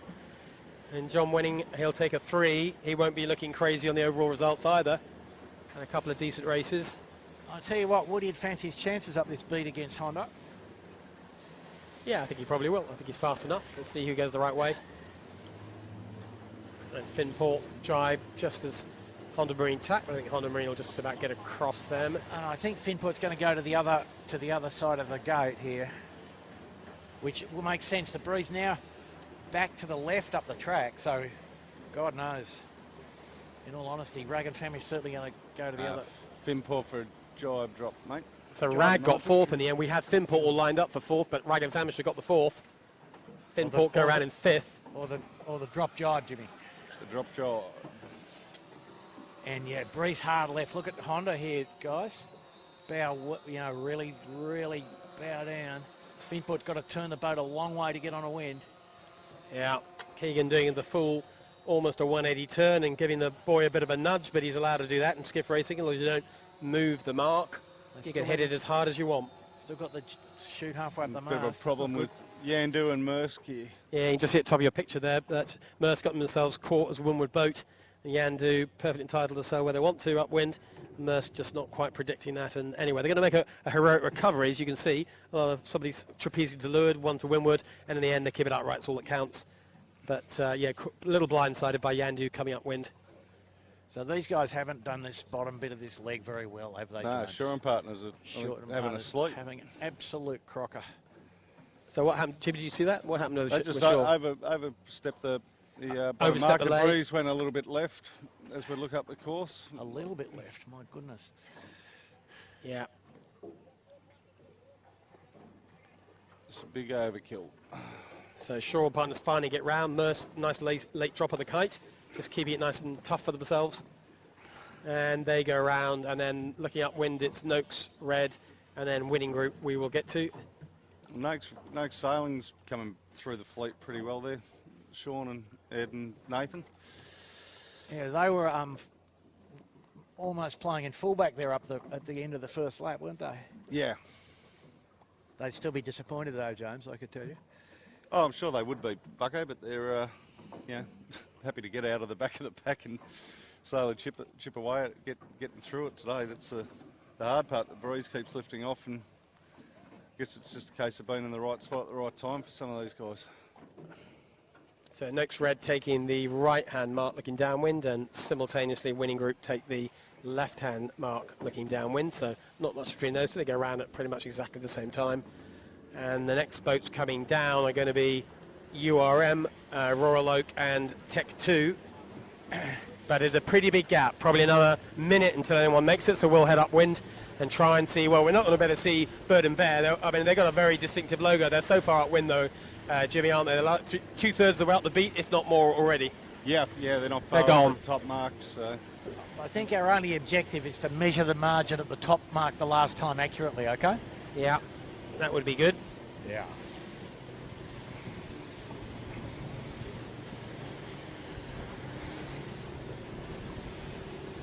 And you're looking at the peloton still coming downwind with Birkenhead Point Marina leading that group. Ilvi about to jibe away. And then C-Tech had such a good race last race, but not managing to deliver today. And Smeg having probably a day to forget for them. OCS in the first one, so 0 points. And not looking too good in this second race after that uncharacteristic park up at the top mark. Yeah, having a fight for 20th at the moment. Yeah, that's never a fight that's that much fun, is it really? No. Not what... but you know what, Mark? We always say, if you haven't been last in a race, you haven't raced, okay? So yeah, that is true. Dalzotto just going past us. That's Dalzotto Wines, a winery here in New South Wales. And then it's Panasonic Lumix, one of our Queensland boats. They are bringing up the rear of the fleet. Well, not quite, it's just one more boat behind them. But they are penultimate boat today. They're trucking along quite nicely there, actually. Panasonic cruising along. That's Alex Watson being crewed by Cooper, Richmond and Ben Roxburgh. And in front, just in front of them, well, in front of us now, we're looking at Honda Marine heading upwind in clear second position. In first position, it's called still Bird and Bear, but that's the view that David McDermott gets. He looks upwind, and you can see just off the left of his picture there is Bird and Bear. That's the lead that the first boat's got. So it's not quite as massive as it was before, but it's still, I'd call that substantial. Bucko, would you agree? Yeah, I'm thinking of a one notch above substantial. File under more than substantial. So this is the last lap of the second race of today. As Jimmy said, there's a question mark about whether there's a third race or not. I'd say there probably will be one, but we'll just wait and see when this race finishes. See how we're looking. There's still enough breeze much the same as it was first race of today. Still in that sort of 6 in the lulls, up to about 10 in the puffs. And the breeze just now steadied back in for this last bit here. The wind back to the right a little cooler, and the pressure up to perhaps 8, 9 again. So back to regulation, sort of 3-string sailing. Admittedly with the rig on pretty soft settings, but these guys now low hooks or lower hooks. Let's hang here, Jimmy, see if we can get a shot of the setup here. It looks nice, doesn't it? Pretty deep, pretty grunty. Jib banged in, pretty solid. Sails matching each other, nice. A little bit of alcohol off. Just not quite 3 strings now. Yeah, it's just always hunting for power, aren't they, all the time? Well, these guys do tend to sail up inside the jib. I don't know if you've noticed, Mark, they don't go bow down too much. He's got a nice amount of weather helm with the boat upright, so he's happy with that. Just standing into a puff now, and he's going to tack. Yeah, they're not shy to tack, these boys, are they? They're happy with the boat handling, that's for sure. Happy to pick their way up through the puffs, and this is another of the North Sailed rigged boats. North Sails is our sponsor of the day. Thank you to North Sails. The vast majority of the fleet are different variants of North, but we do have some other sailmakers we mentioned before, which is healthy for the class. But thank you to North Sails. And looking back at the rest of the fleet, that's the 1-2 which we're showing you plenty of, but to want to make sure you understand where the rest of the fleet is, and you'll have your own favourite boats, keep you in touch with them. Next boat back is John winning on Yandu, and just behind them it's Finport. So Bird and Bear around the windward mark right as we speak. Yeah, we're looking backwards, but looking forwards a long way up is, as you said, Bird and Bear going with a punchy jibe set. And then it was Rag and Famish, followed by Shaw and Partners and Maersk Line. That just back off them is Kitchen Maker and Winning Group. That's kind of your top 10. Winning Group not making much of an impression at the moment to get into that next group, but it's tough for them. There's quite a lot of gap in distance. They're going to need something more shifty or more variable to give them a window of opportunity here. Not sure it's going to happen. Bucko, what do you reckon? They're too far back, mate. Yeah, I think you're right. It's not possible. They've been tenth all day. They haven't shown that they've got enough straight line speed. Bird and Bear done the right thing here. Jibe set, fantastic, in a nice port jibe header. Rolling away from the mark. It's going to be 2 minutes and change. It's minutes and plural, isn't it? There they are. You're seeing the two boats we're talking about in first and second. Obviously our leader is at the bottom of your picture. There's Bird and Bear. And there's Honda Marine as they wind themselves. They're on that starboard ley line at the moment, actually slightly cracked sheets. You'll see a boat in front of them, but that's just a back marker. Don't get distracted by that. So Honda Marine heading off to the top mark for the final time. Bird and Bear cruising downwind on a long port down to the finish of the second race of today, race 4 of the series overall. So we know who 1 and 2 is going to be, pretty clear. It's not at all sure who is going to be 3rd, 4th, 5th, 6th. It's all up for grabs between Finport and Yandu, Rag and Famish. The quickest through the water at the moment is the Rag and Famish, that's for sure. You think you like to look at them, do you? Well, they've got a fair bit to make up. Finport's got enough up their sleeve there. They can beat Yandu, I think, and get a third. Yeah, we'll see what happens at the top mark. Remember, a few boats fell into lulls last time. A few almost rule issues as well come into play. It's tricky at the top mark, and there's a bit of local breeze, a bit of a local right-hander, but then all of a sudden it just disappears in a vacuum, and if you're unlucky, arrive at the wrong time, it's a bit of a test. But for Bird and Bear, it's all going their way. I think, Bucker, you said earlier on where have they been all season or all series, but it is different, isn't it? Being in a big rig and light stuff, it's a whole different kind of sport to a small rig and the fresh stuff. 2 minutes 30 the margin.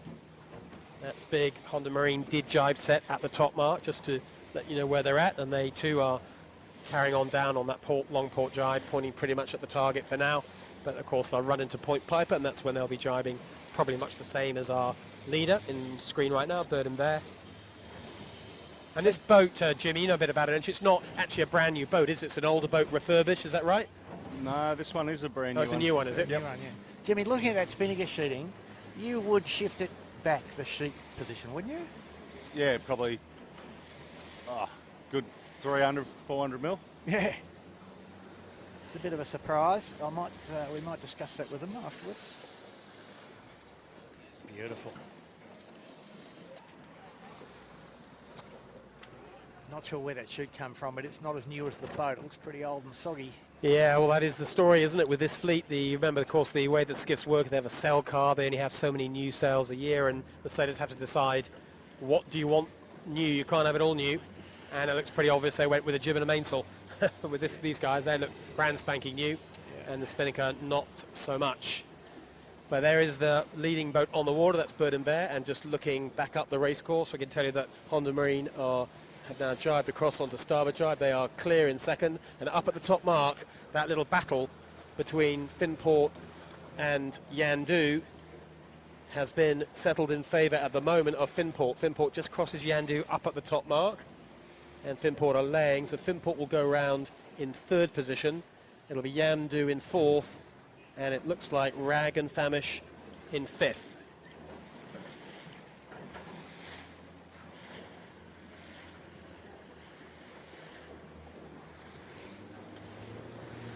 Shaw and Partners look like the next boat back in sixth, and then there's a bit of a gap before we get back to a gaggle of boats who've gone up the other side of the beat, the left-hand side of the beat. Noakes Red and Winning Group. Winning Group roll the dice just a little bit, I think. Last chance to try and make a gain.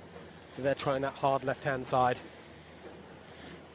The series leader is on screen right now. The familiar look, the familiar shape of Honda Marine as they sail right down the middle of this course. No real threat behind them. They know Bird and Bear are gone, so they don't have to worry too much about that. They can have a fairly relaxing sail down here and book themselves another fantastic single-figure second-place result.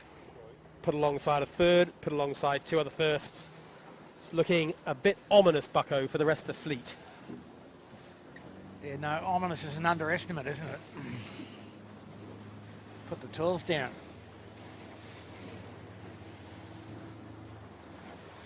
You know, our friends and supporters back in New Zealand, some of which were here for the first few days of the regatta and some of which had to leave for various travel restriction reasons. Well, you'll be enjoying what you're seeing. The dominance that Honda Marine have shown the last 2 years, well, it looks like it's playing out all over again. Every series has different conditions, but so far it's been a pretty decent test. 2 days of fresh stuff. 1 day today, flat water, light, tricky, shifty.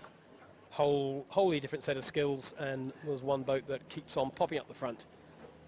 Look at it, Honda just down on screen, smoking down, and these guys have come down in nothing. No, these guys sailed into no wind for a sec there, and thought, oh, we better jibe back, eh? Yeah, Bird and Bear, I think, are going to, well, they're pretty close. They're only just a few minutes sailing for the finish now. No question, Honda Marine have reduced their lead. Halved it. It's a halve, isn't it? It's a bit of a halving.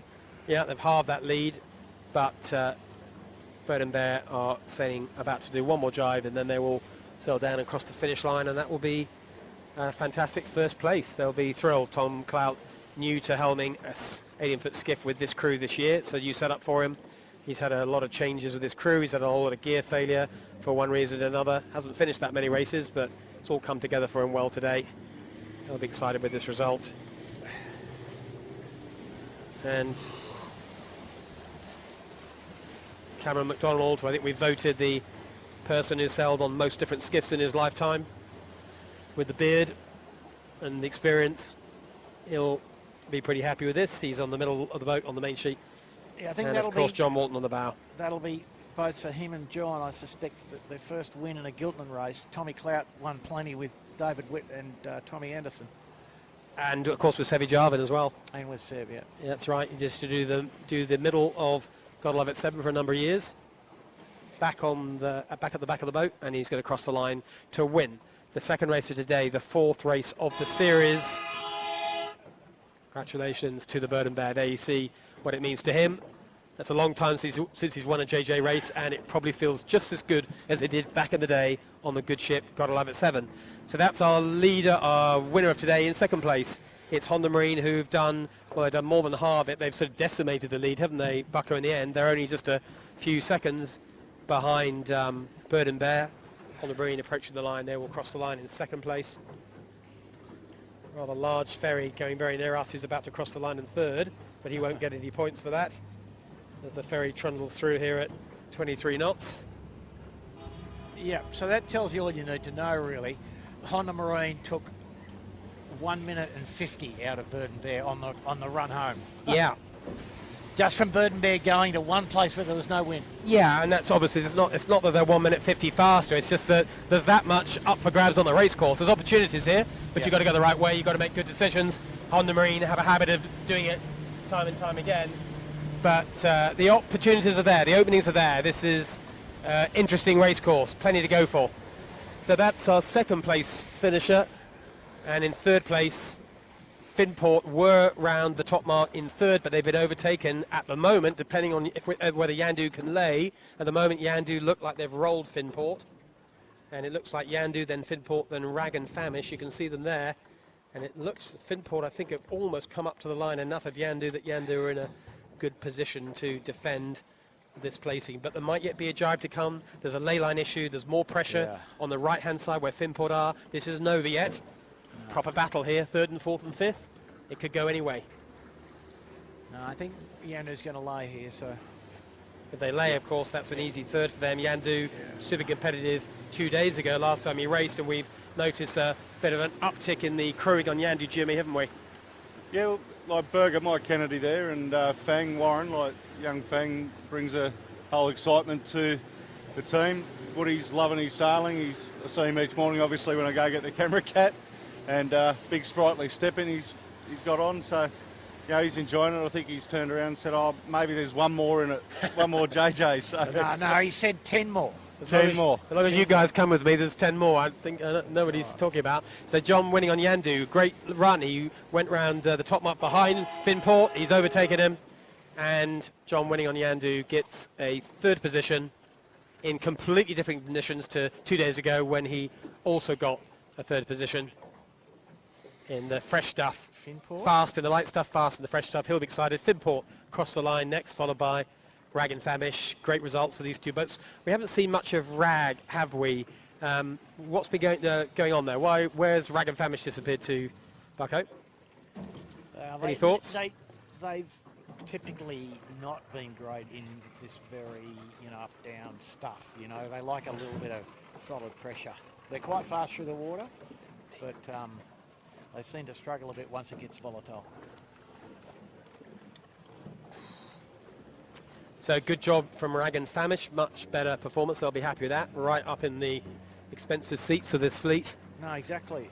Bit of a gap back. It's Shaw and Partners will be the next one to cross the line. All on their lonesome, a huge gaps developing between these boats. But our next finisher in sixth place, I think if we've got it, I think that's the sixth place, which is going to be Shaw and Partners. Seventh place, therefore, will be Noakes Red, and then it's a battle between Winning Group and Kitchen Maker for eighth. Probably going to go to Winning Group's way, and that needs to be enough pressure on the high lane as you go downwind. In fact, Winning Group might roll Noakes Red as well. You'll see Shaw and Partners crossing.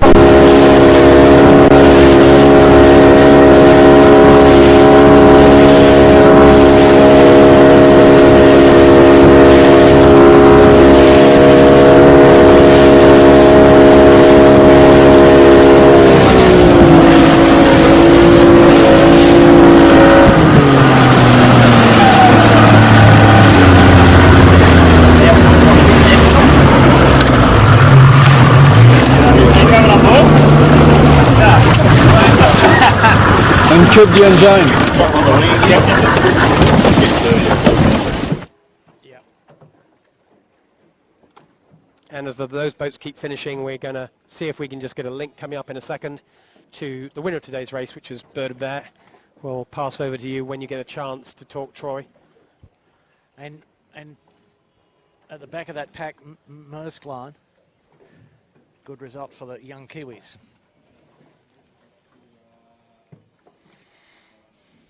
Alright, I've got the race winners here from race 4 of the JJ Giltinan certainly not a surprise, is it, Tommy, that you're a winner? You've won a few of these before, haven't you? Oh, I got to say that one was a bit of a surprise. You've seen on sailing shows the on the water interview seems to always be the hardest thing to do, but we'll give it a little fiddle and a wipe and a clean and a re-contact, and we might have another go in a second. All we need is a picture of Tommy Clout's smile. That'll do. Not to say Johnny Walton's smile.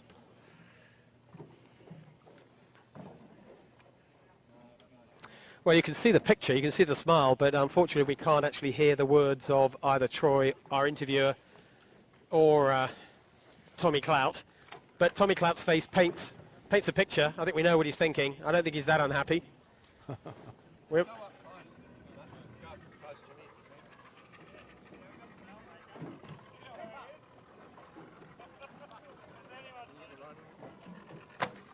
just go up close. We'll try the other way of doing this.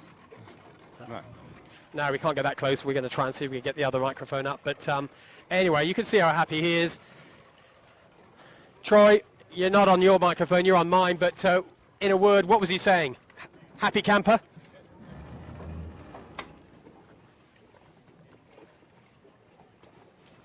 He looked like a happy camper there. Yeah, he just said, I said, it's no surprise, Tommy, you've won this race, but because you won a few before, and obviously, he's very thankful for his sponsors and the boys that he's got with him, and he's pretty happy with the sales that Nick Daly's put together for this new boat. It's a new boat, so they should be up to speed, but they haven't sailed together much, and you can see if you get ahead in this one up the first beat, the rich can get a little bit richer here. We saw those boys who were just a little bit deeper in the pack, just really starting to shunt backwards and backwards and backwards, and we saw that with the winning group. Great to see Yandu and Woody up there. Really, he's getting some good results in this regatta. He'd be in the top sort of 4, I'd say. They've only had one real bad race, and obviously Honda's just, they're a step ahead of everybody else. They can sail through the fleet and just bide their time. They weren't too panicked coming off the line when they were sort of like 12th off the line, and they just made their way out of the mid-pack. And just by their time, by the end of it, they're back into second position. So looking forward to this last race. I do hope we get it away. It's a very good race course, and we're seeing a lot of changes. And it's the front of the fleet. When Honda's ahead, but who's going to sort of get that second spot? I don't know. What are you thinking, Bucko? Well, in the light air, I thought Shaw and Partners might be able to get up twice today. Hasn't happened. Yandu's looking like they might get on the podium, as you mentioned. Finport has had 2 good races today, or relatively good races. Winning group, that second one of theirs, pretty disappointing, really. They didn't look like they were going to get out of the peloton, did they? No, they didn't, unfortunately. As Troy was saying, it's hard to get out of the middle of the pack. But they gave it a go, had a couple of little nibbles, a couple of little sniffs. But it didn't quite happen to them today. But what we are sort of seeing is when Honda Marine have got those problems, those compromises, they somehow do manage to slip out of trouble into a good place.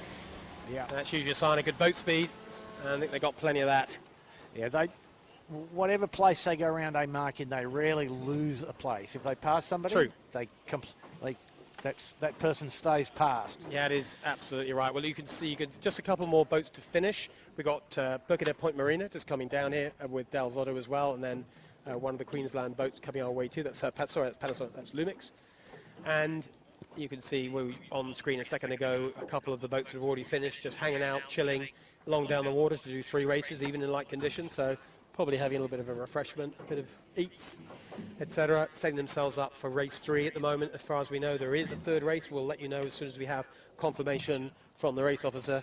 But at 4:45, it's time to do it, Jimmy, but only just. Yeah, I think they are definitely going with it. So I know they're only just talking about it. So 2-lapper maybe. Well, still got the 6-3 up. You think they would have got the you would have got the flags and everything ready to go to try and make it happen a bit quicker, but we'll see what happens. We've got enough people there. Thank you.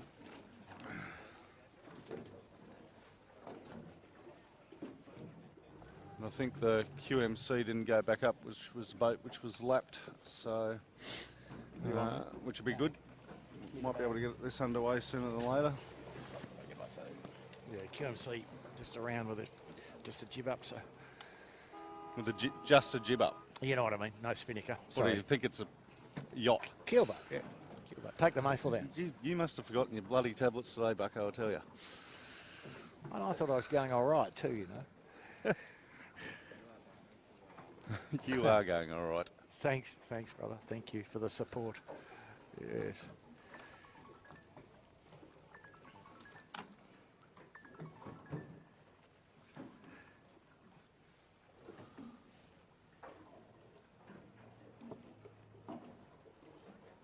So.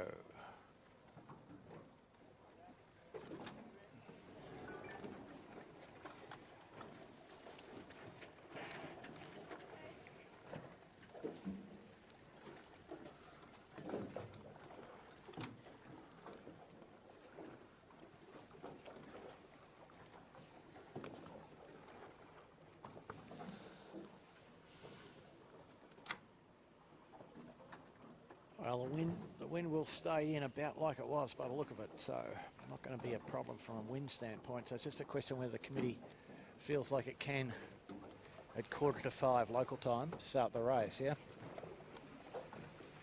Yes, I was just checking if you messaged. I know you're talking to the race officer, and certainly, there's another comms channel also suggesting they are super keen to get one more race in, and even if it runs a bit late, that is the plan right now. It looks as if they've got no plan to change it to a 6/2, Jimmy. Interesting. No, We'll see. We've got the race officer inches and away from us, and Jimmy has got a good line of comms into him, so, well, let's see what happens. No, it takes them about 5 minutes to change the flag, whatever system they've got there. well, it's all important to have a beer between. I think that might be soft drink, Jimmy. A bit of a dry ship, I think, under the command of Captain Jeremy.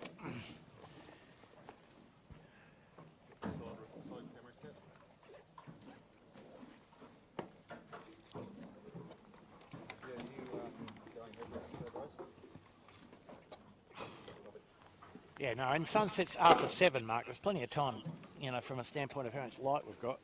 I think Jimmy's got the latest news straight off the cans.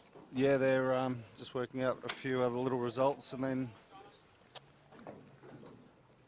yep, and they were just waiting on confirmation off us that we're good to go with battery power and so forth. So we're like, I like it. I like the fact we've got some influence. I don't think we get any influence at all, have we? But it's nice to think we have.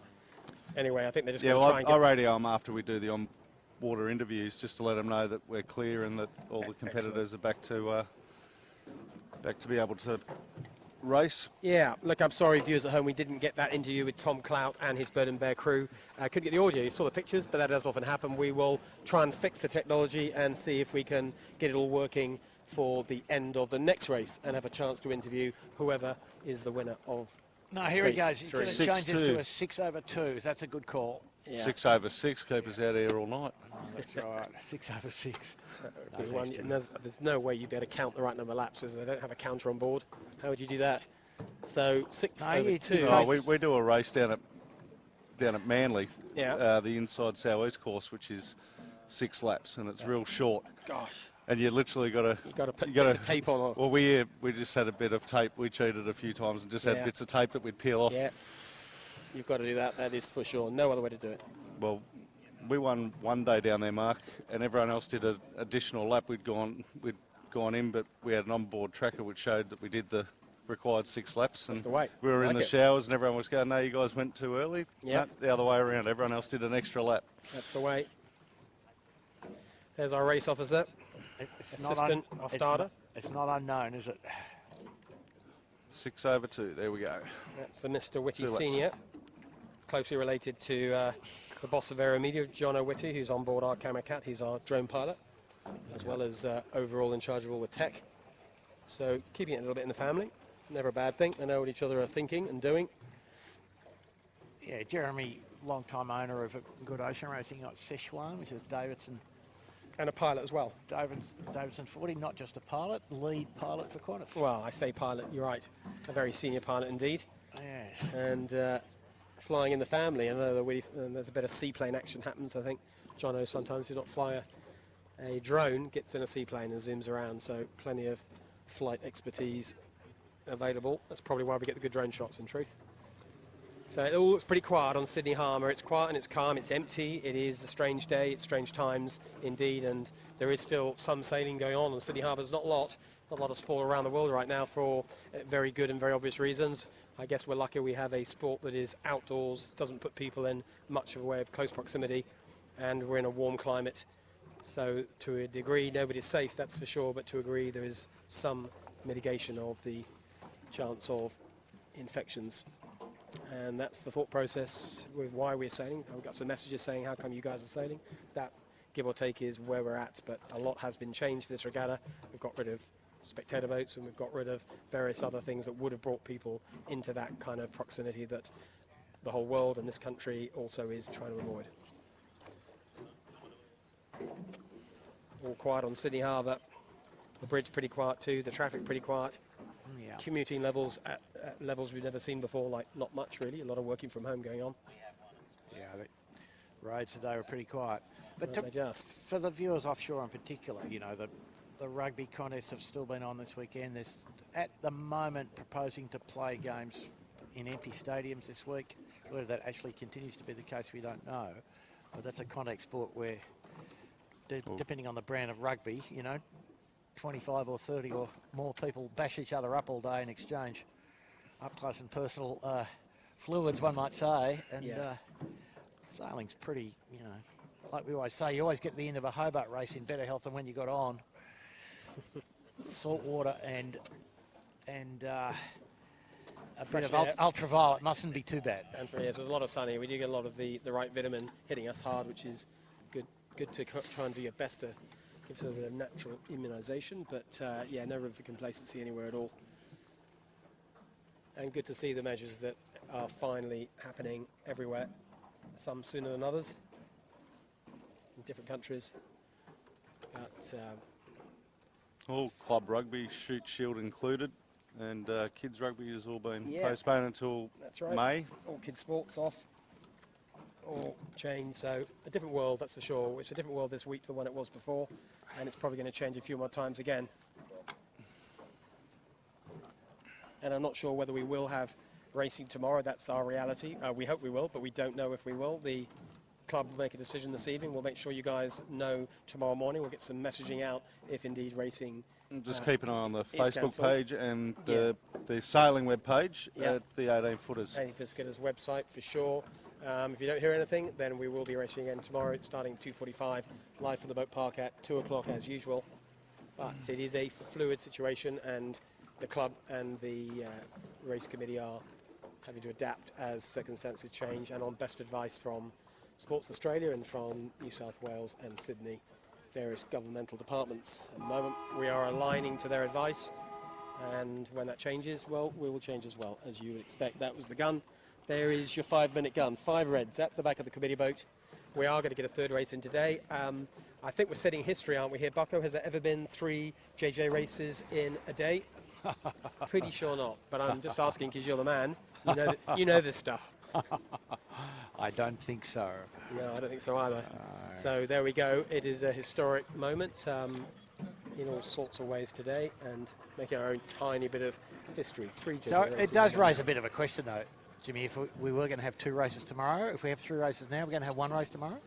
I think they're just going to, like if we do race tomorrow, you might find, because it is a 2-race day, we might cram 3 in and try and shorten the series up, and we may not be out here for the weekend. Bucko might be the call. I mean, I don't understand the distinction that's being made there, but anyway, I'll let that be done by persons closer to the issue than myself. There we go. There's 4 minutes. I just think it's the regatta may get shut down, as other events have been as a directive, in which case the more races we've completed by then, probably the better regatta we've had. I don't think it's any more complex or sinister than that. Just get the races in while you can and if you can. And we have got the race 3 about to start, assuming we get a race completed, which I suggest we won't. And we'll end up with a minimum of 5 races, whatever happens tomorrow. So Honda Marine looking in great shape on the overalls. There's no one boat managing to consistently threaten Honda Marine. is a bucko, because to turn this into a kind of a battle that's real, as opposed to us trying to talk it up into a battle, you've got to have at least one boat, haven't you, that is genuinely threatening them. Yeah, and we were trying to find that boat by our podium picks for today, and we haven't succeeded, have we? No, there's been glimmers. If you could merge Bird and Bear with, say, from the second race with Shore and Partners from the first race, they'd be a chance, right? Yeah. We should just do an Aussies versus Kiwi. There you go. That's right. Yeah. A match race. It's 21 against 3, isn't 21 it? versus 3. If we could do that in the rugby as well, that'd be really good. We might actually win a game against the All Blacks. I reckon the All Blacks should play with 14 and beat the Wallabies at the present time. But easy. Yeah. Anyway, here we go. So we're lined up. The race course is pretty much what is the same. The line hasn't been changed. Wind hasn't really shifted. Where are we at in terms of breeze, Bucko? What's it looking like upwind? Same sort of problem. The only thing that's changed is the tide now coming back in, more or less, I think. Well, the tide's certainly weak. It was ebb, and it's now right at the end of the ebb, and it will go into flood over the course of this race. But I don't see that as being a big thing, because we're kind of in the shelter to a certain degree of Shark Island. Just approaching 2 minutes. There is 2 minutes now. 2 minutes to go to the start of our third race today. Same challenge looks like wind stable about in the middle of the direction we had before. The geographic stuff will still be there, pretty much the same as it was, I think. Challenge remains. Find a lane, don't tack too many times, find the puff. And the puff looks like it's on the right at the moment. Looks like a little less wind on the left edge off the line. The start line itself looks pretty fair. Yeah, it does look square, doesn't it? The lines have been pretty good, actually, all today. Nothing wrong with that whatsoever. There's been a bit in it at the pin to make you have a little look at it. But generally speaking, the best start so far, keep coming out of the middle as long as you can be in that front row. And here we are coming up to 1 minute and 10 seconds to go. You can see the fleet behind me. And there is the fleet. Quite a few boats hanging the wrong side of this starboard ley line. There's Winning Group and Yandu both up this end, looking a bit exposed, along with SeaTech. In the middle of the line, I can see Shaw and Partners, Smeg, and Tech 2. 1 minute to go. Looks like the Queenslander, Dave Hittner's boat, is still looking like he wants the pin. So he's the most left-hand, a long way from the pin. He's the most left-hand of all the boats. There's a lot of boats in close proximity. In the middle, Honda Marine, same place as they were before. Middle right of the fleet, but right of the whole line as a total. And the fleet being pretty careful this time, 30 seconds. They're a bit back, aren't they, Bucko? They've got room to manoeuvre here. This looks like it might be a clean start, depending on, of course, who might go early now. Birkenhead Point Marine are getting a little bit exposed at 25 seconds to go. SeaTech Marine locked out at the starboard end. That might come good for them. Sometimes those gaps do appear, but Yandu's got a bit on here. She could get forced up by Vintech. Yandu's going to be over, I think. I think several boats at this end are in trouble. Down the left end of the line, there's lots of space down the pin. Queenslander controlling the pin pretty easily. Middle of the line, Honda Marine, half a boat length back, a little bit of space with Dalzotto to leeward, Panasonic Lumix, press the button. I think that might have been a clean start. Certainly was at this end. No, General. No way, General recall, mate. I was just being optimistic.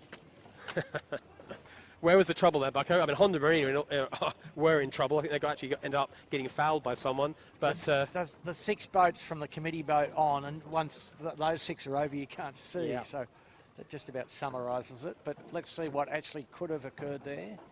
Yeah. Birkenhead out well from the leeward edge.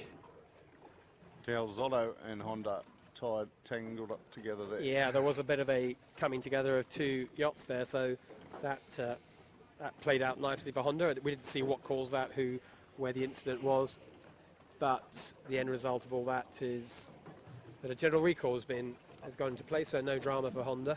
All right, Jimmy, second guess the committee. Which flag is he going to hoist now? I'm going about a 20% flag. Do we have that? Do we have that option? Yeah. Yeah, I think that's what we'll see. Here we there go. You go. Red and white. Red and white, yep. He was digging deep in his box of flags, wasn't he, there? Having a good old look. So it clearly wasn't going to be just the I flag. There's something new. No, it's either going to be that one or the black one. Was he twitching? Yeah. Or was his hand twitching on the black flag? He was pretty excited, I think, you know. So that flag means 20% penalty on their finishing. If you're over the line if they're over, yeah. At 1 minute. Yep. The line or... the 1 minute added to 20%. 1 minute rule. Is that right? Or is it just...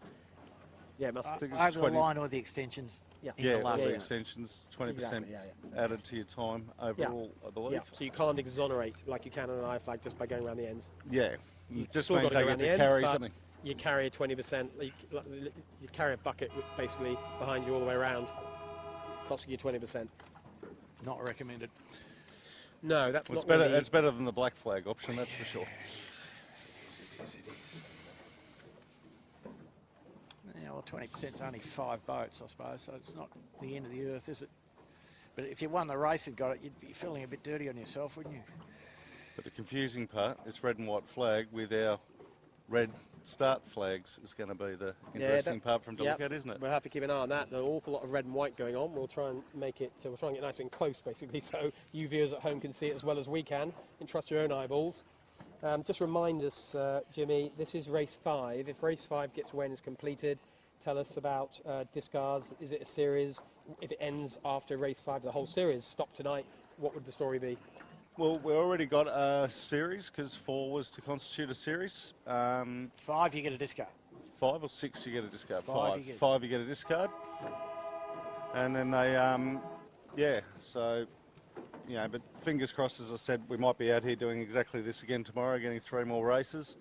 The Commodore Nerney's out here watching what's going on. I know him and Quiggs are both monitoring updates from New South Wales Health and all the other places to check in on things and acting accordingly. We don't want to send the international guys home sick, and we don't really want to send them home early, although a lot of the Aussie viewers would probably want to get rid of the Honda boys, but it's they're just a polished unit. I think we're just seeing maybe couple of years of dominance of these Honda boys like we did see of Sevi over those years.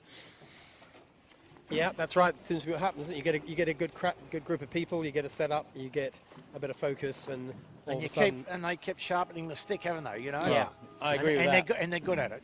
Let's be. Yeah, it's great watching them. It is really, really great watching them. They're just such a polished team. Yeah. And from a technical standpoint, Mark, 5 years ago, say when it was not called Honda, but they were the same crew, they couldn't win a race in 6 knots of wind. So, over the time they've worked it out. Yeah, they've worked it out, exactly. They've worked it out, that's for sure. There's certainly some good boat speed work going on from that crew, and I think with the rest of the Kiwis, none of the Kiwis turn up at a slow. Back in the day when we first had the Kiwi crews here, when it was like 10 years ago, they were quite a long way away from really threatening single figures at any point, but it's a totally different story now. They've worked on their boat speed, they've got good setups, they've got good rigs, they've got good sails, and they've got good crews, and it all comes together just when it needs to.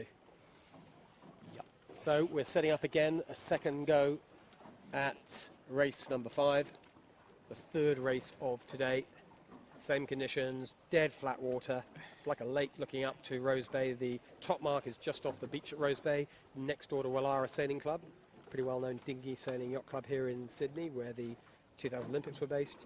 That's pretty much where the top mark is. Shark Island is in play, but only as a barrier. There's no point going to the left of Shark Island, so the beat is that narrow strip of land between Shark Island on your left looking upwind, Point Piper on your right, and it narrows and squeezes. What Killer used to call the Dardanelles. That's exactly what he used to call it, and we're seeing breeze. And rightly so. Breeze on either side, but not so much in the middle, but sometimes it works for them. Here we go. Coming just a bit over 2 minutes, 2:15 about. Set your watches if you want to get an accurate time clock at home. 2 minutes is and coming the up Bird and Bear taking an seconds adventure time. off down to the other end. Going to try the Port Tacker by the look of it. Let's roll the dice. They said 5 seconds till the 2 minute gun. We understand what happens when you get out cleanly and don't suffer. We're going to have a go. Good 2 minutes. That is quite right, Bucko. We haven't seen anyone having a real crack at that port end start. Well, there hasn't been enough bias. There's plenty of space down there, but there's nothing to suggest you're actually going to get across everyone. But Bird and Bear making their intention pretty clear. You can't see them on camera right now, but right down the left end, miles down the left end, outside the left end, in fact, is Bird and Bear clearly lining up for a bit of drama and trying to do the pin end start. All the rest of the fleet are right up at the right end of the line. The boats you're looking at on on your picture right now. That's just off the back of the camera cat. We're pretty close to the community boat, as you can see. Remember, the start line is the flag at the back of the camera cat. Don't worry about that one halfway up. That's just the course. The one at the back, that, and of course the checkered buoy in the distance. Coming up to 1 minute, just 1 minute and 10 seconds to go. You can see pretty clearly where everyone is. Inside the starboard ley line, the ones you can't see, there's Noakes Blue, SeaTech, Kitchen Maker, URM, loitering hard out of the right-hand side. 1 minute to go. In the middle of the line, well, you can see Shaw and Partners, Tech 2, Smeg. Hidden behind Finport is Honda Marine. So Honda Marine are well up to the right side of the line, trying to hold up this group.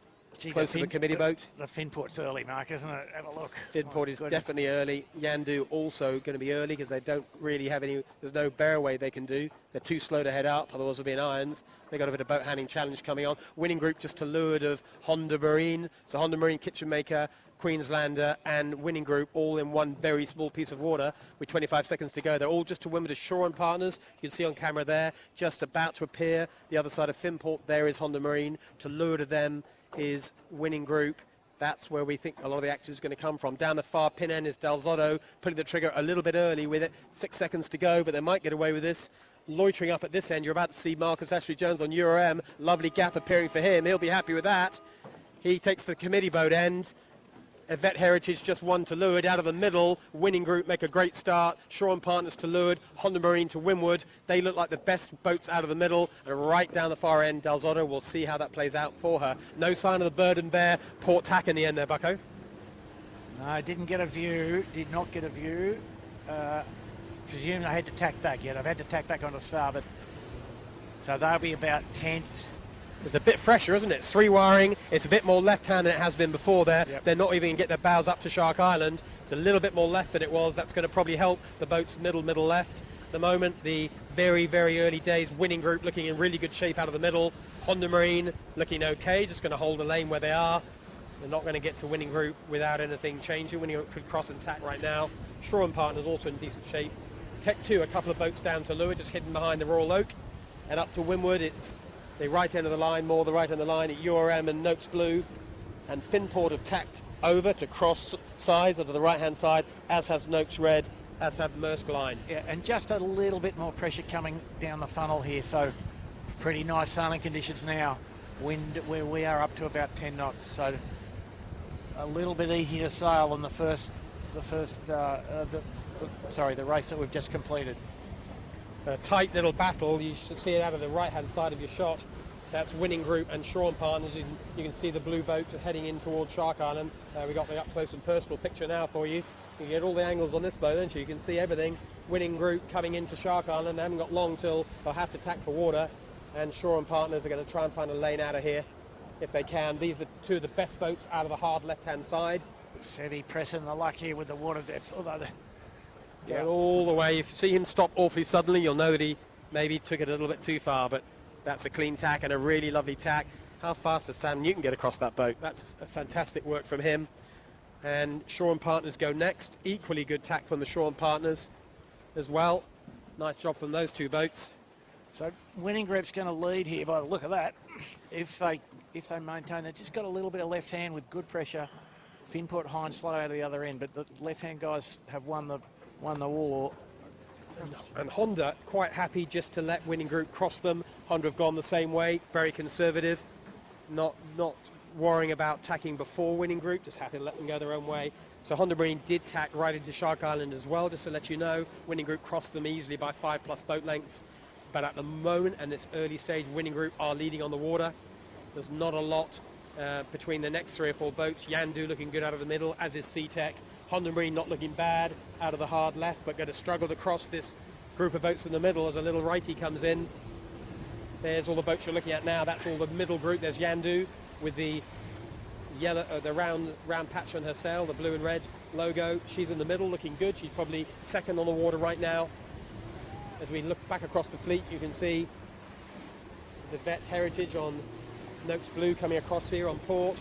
But Smeg crosses her, Queenslander crosses, Royal Oak in good shape. Finport up at this end of the line, just near to us now. You can see, and there's URM, who made the best of the right-hand starts, right on the committee boat, a couple of seconds late, but absolutely on the committee boat. They've switched sides. They're going to stick to their favourite right side. So it's a two-lapper, winning group in pretty good nick. Honda actually counting almost from the back. Yeah, in the end, it didn't quite play out, did it? They had a decent start, but they went all the way into Shark Island. They just couldn't get across the pack in the middle. I think the middle group had a bit of pressure, a bit of a righty, and it's cost them. They're definitely in the cheap seats. For once in their lives, they're in double figures. You watch them come back before the top mark, I'll guarantee it. Jimmy, I think you are spot on, but let's see. It's not going to happen by magic. They're going to have to be good. Jimmy, looking upwind, you'd be nervous, wouldn't you, if you were there making the calls? You'd be looking at that going, oh, my God.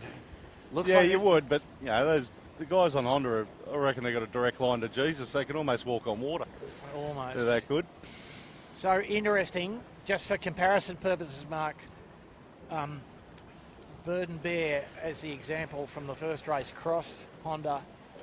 Tech 2 just behind Bird and Bear, so Honda's about there, or a bit behind that point. There's a fair bit of guys here just struggling to hold a lane.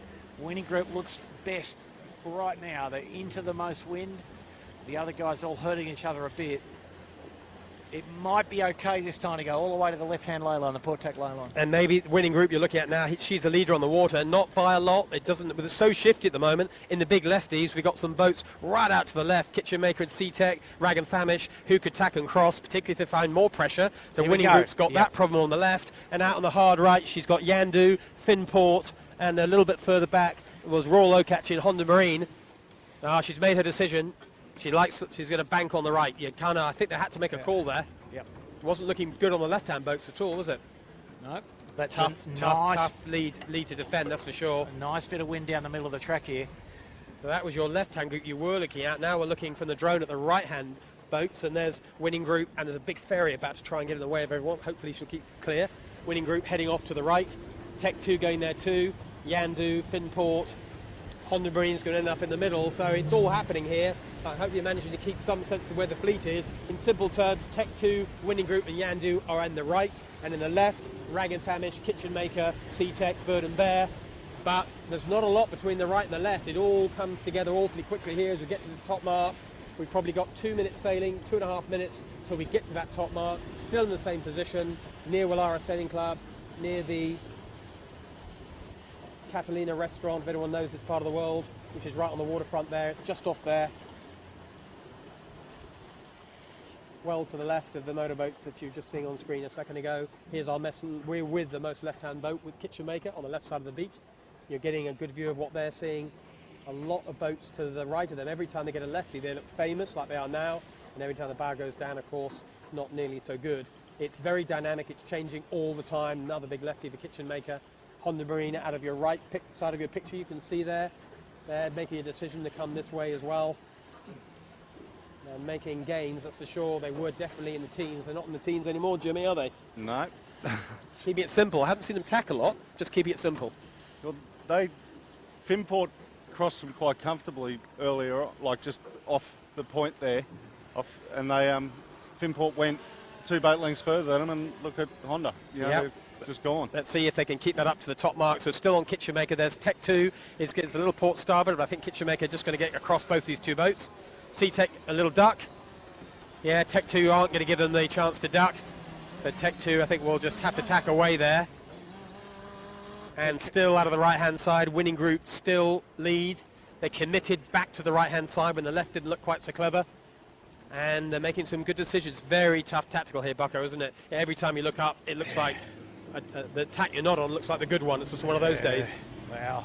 These boats actually quite hard to sail well upwind in this. Easy to put the bow down and go too low and too fast. But Winning Group will lead at the top here, I think. They're in there's a good line, a good sort of bunch of wind in the middle of the track this time. Not quite so much on the right edge. And we're looking at Rag and Famish, who were challenging for the lead, just tacked in hardly any wind here alongside us. Yeah, they're just caught in that. They're looking for that right-hander we've seen every time, but so far they're in a light-headed patch. That's not good for them. And out of the left, all the leading boats are now coming out of the left. It's Well, they're about to have a little cross with Tech 2 here, but looking further left, Winning Group managing to play the shifts as best they can, still managing to maintain their lead. Nice job from them. And then Kitchen Maker, the boat we were alongside for a while, they played out pretty nicely. They too are in close company. Tech, the boat that did so well the first race of today, bombed out in the second. They're right back in it for the third one and just up on their hip, inevitably somehow or other, on the Marine. But the final puffer into the mark is right-handed, so the Tech 2 might come into this in about 4th or 5th from the right edge. Rag and Famish have been rescued a little bit, but they're behind Winning Group. A little cooler, Bucko, a little fresher, isn't it? Exactly. You know, conditions changing all the time. Look at the grey stuff upwind of us. Winning Group, awkward-looking tack, but they're going to lead by 20 seconds here. And they are going to get some boats between them and Honda Marine. I'm not sure it's going to be enough. But they need 20. They need 20, mate. They probably do. Well, they're going to get a handful. Yeah. They go around first. Very good first beat by Winning Group. It started well. Looked competitive into Shark Island and then picked their way up these shifts really nicely. They're going to have to watch out for all that traffic coming the other way.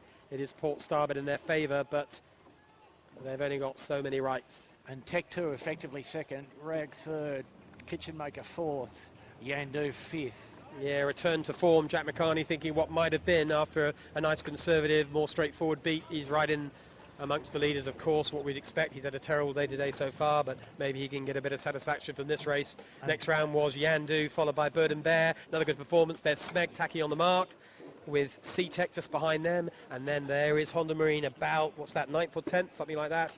Finport, they were right in amongst this at the halfway up the beat. They've had a terrible end of the beat, as has Shaw and Partners.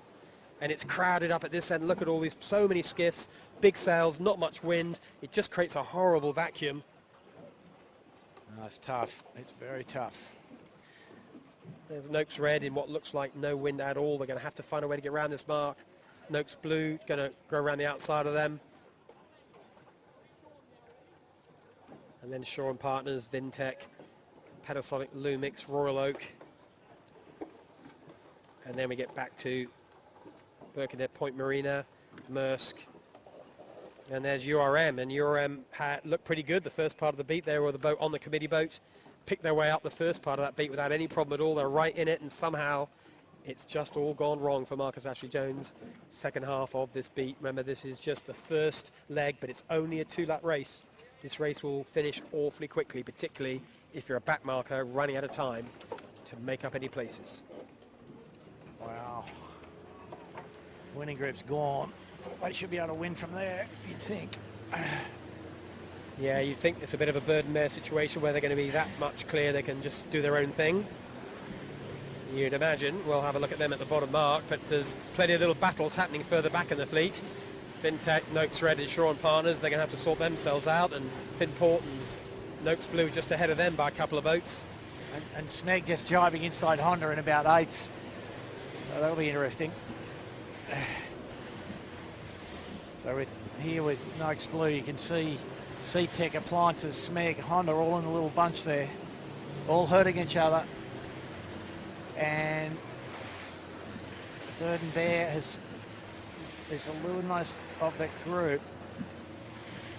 VMG run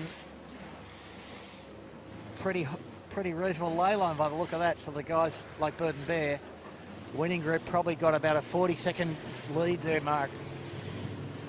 Yeah, it's significant as we look in a northwesterly direction across the harbour towards those stranded cruise liners and the harbour bridge in the far distance. As we're sailing downwind in the third race of today, might end up being the last race of the series, maybe not, we'll see. But in this race, which we are going to complete, we have a downwind and then one more short windward leeward to go. And it's nearly all port drive all the way down here. Not many passing lanes once you've set up your position on this downwind. There's not much else you can do apart from just sail fast. So this is going to be difficult for Honda. They're in a bunch with 3 other boats. It is going to be at about 8th position. They're probably just trying to make sure they hold on to about an 8th for now and then have a crack at attacking upwind possibly. As you said, not many lanes, not a lot of options on the downhill. Yeah, Winning Group well and truly launched.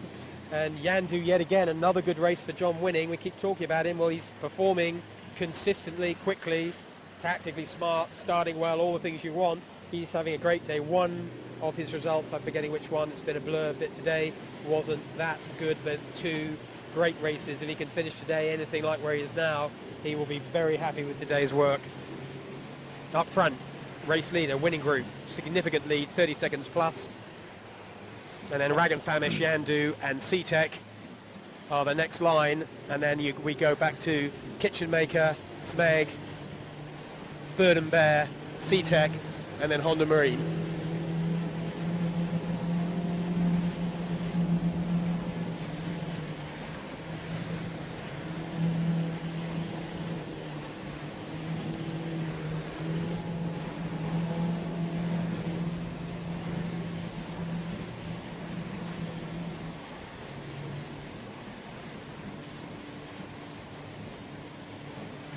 Bit of deep running technique from the winning group there.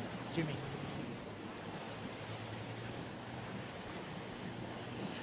Scott Babbage having a good old look under the boom, just checking out the late.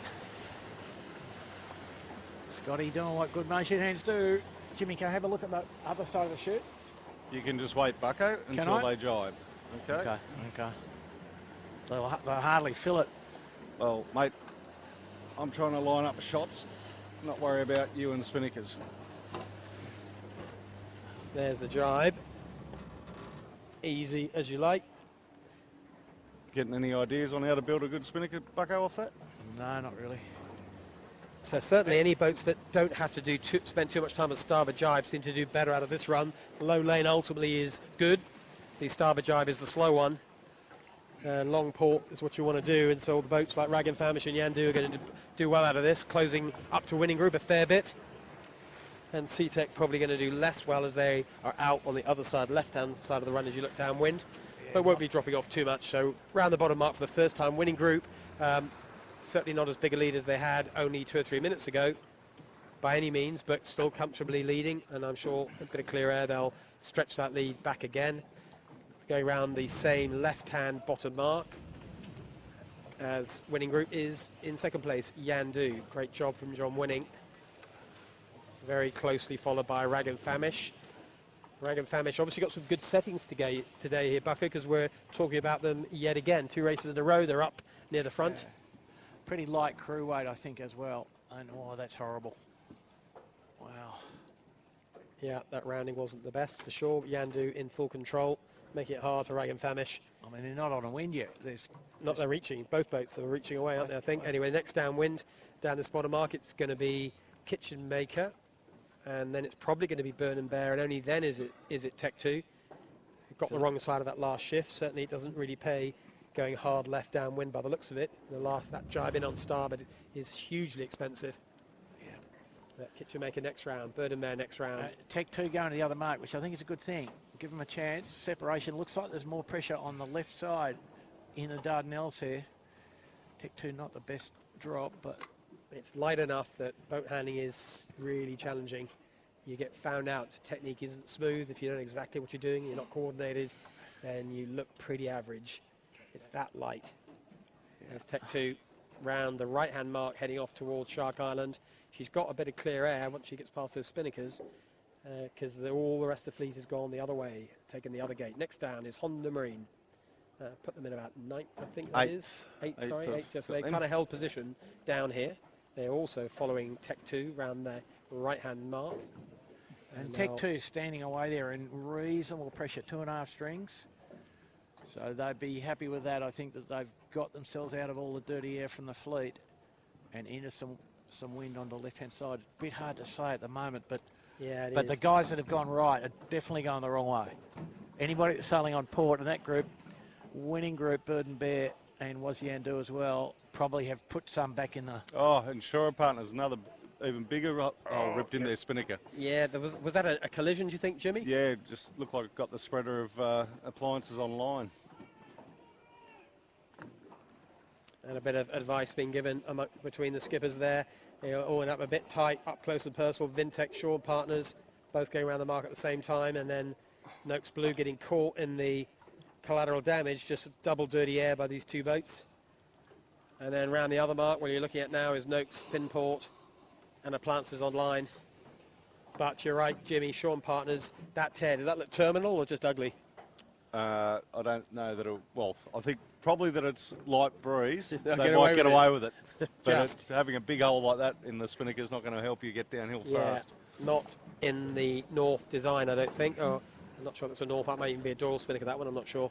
But anyway, that's... North's one from an old last North, is year. it? Yeah, so not in the North's design package, I don't think. But I'm sure the North guys will service and fix that in no time at all. Back up mid-fleet, we talked about Tech 2 going into the Shark Island, as have Honda Marine. Well, they've definitely found some fresh air, and they've done pretty well out there. Buck, as you predicted, it's come good for the guys that went to the right-hand mark as you look downwind. Tech 2 looking in good shape as she comes out of the Shark Island. Honda Marine also looking half-decent as well. Bit more pressure as much as anything else. Tech 2 up to third, I would say, or fourth, perhaps. Yeah, it could be. We're just seeing the rest of these boats going downwind on camera now. There's Queenslander with the yellow Spinnaker. And Smeg a little bit better today in this third race. They've had 2 races to forget so far today, but this third race looking a little better for Mick Lane and his team. Properly 3 wiring, they'll be happy with that. Yeah. And there's Honda Marine on screen, coming together with Kitchen Maker, so decent gain for Honda Marine. She's back into this leading group, ahead of Bird and Bear at the moment by quite a long way. Ahead of Kitchen Maker, not that far behind the leading 4, so both Tech 2 and Honda Marine making good decisions at that bottom mark, getting right back into the flow, back into the better breeze, right back into this race. Yeah, and the breeze just gone back to the right a little and built a little, so I suspect the last bit here might be actually pretty comfortable. Hey, Harold. There's Tech 2 getting their tack in off Point Piper. She can see winning group. That was winning group just crossing the bow just then. Not a huge distance. Not that much in it. Winning group had that massive lead going downwind for the first time, but she's feeling a little bit of pressure now. Still a perfectly defendable lead, but it is shifty, it's patchy. You got to want to be on your game here. Now this is going to be pretty interesting, Mark, because, you know, from previous history, we'd think that Honda might gain about 20 seconds on the run here. 20 seconds will get them into it. Into it, yeah. Properly into it. Yeah, let's anyway. say that. Let's say that. That's Bit enough to go. That's enough prediction, isn't Enough. We'll just see. Let's see. There's a way to go yet. A few other boats in this. And there's Tech 2 now lying in second position, crossing Yandu, crossing Rag and Famish. They've already crossed Kitchen Maker. So a terrific first part of this beat from Tech 2, right back into this. Let's see how they go with Honda here, Mark, coming in from the right. Of course, they had a good beat Tech 2 last time, but the downwind didn't go well at all for them. Certainly they're either going the wrong way downwind or there's a pace problem or something. We haven't had a look at them. Yet again upwind, yet again looking competitive, right back into this, back into second. Yeah, no, and he's coming back to this side where he thinks the wind is. It looks lighter on the other edge, doesn't it? Nice bit of pressure here where we are on the camera cat, just near the Point Piper. Near the grotto. Tech 2 pretty comfortably second.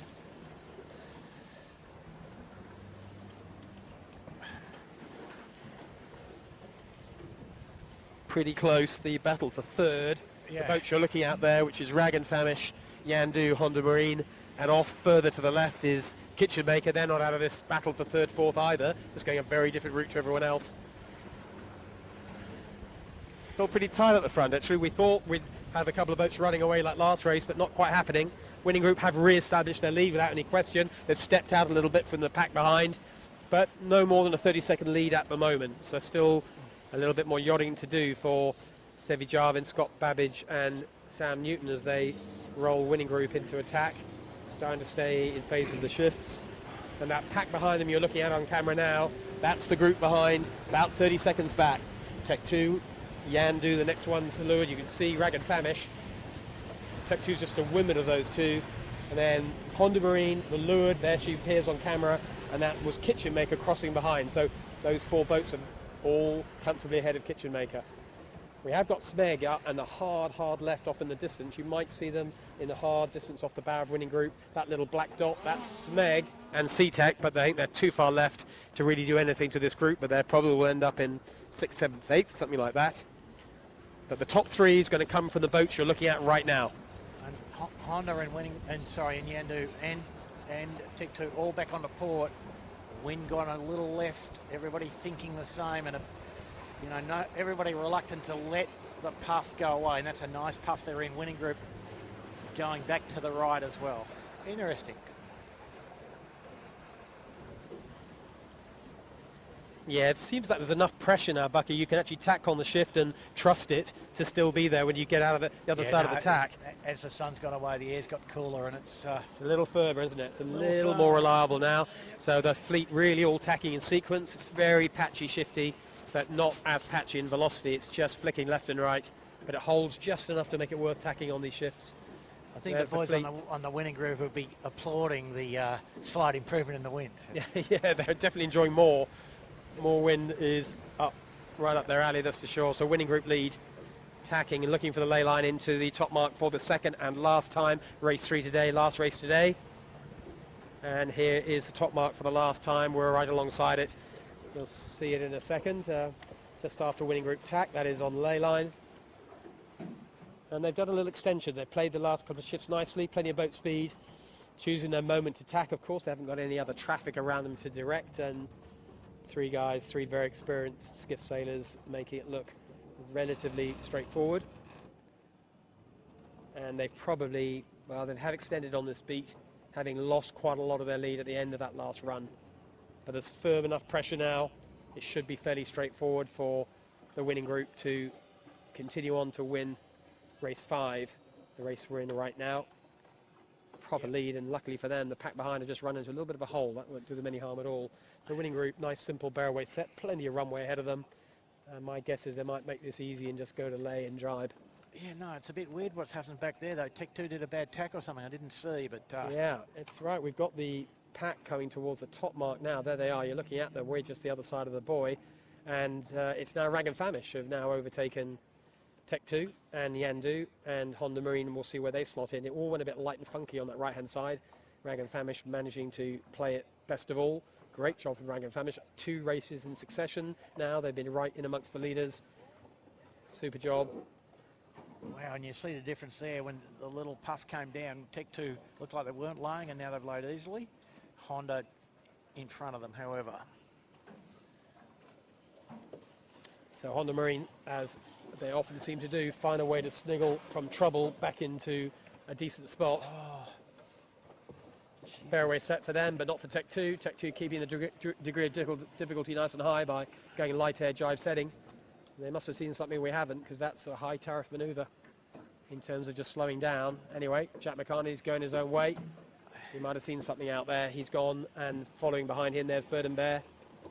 And well, he just knew that he was high right coming into the mark, so he's on the headed jibe now. And I think he thinks there's more wind between here and the big moored boat, the steel boat in the moorings there. Yeah? Yeah, I think that's what he's got. There has been pressure over there all the time. The question is the pressure as you come out of that corner? I think that's the problem. There is pressure going in, as we can see at the top of your picture. You just saw him then in pressure, but will there be pressure coming out? Back at the top mark, just to let you know where we're at. Kitchen Maker went round after Bird and Bear, and then it was Smeg and SeaTech are just going around right now, followed by next one in is Finport, and then it's going to be Noakes Blue and Vidtech.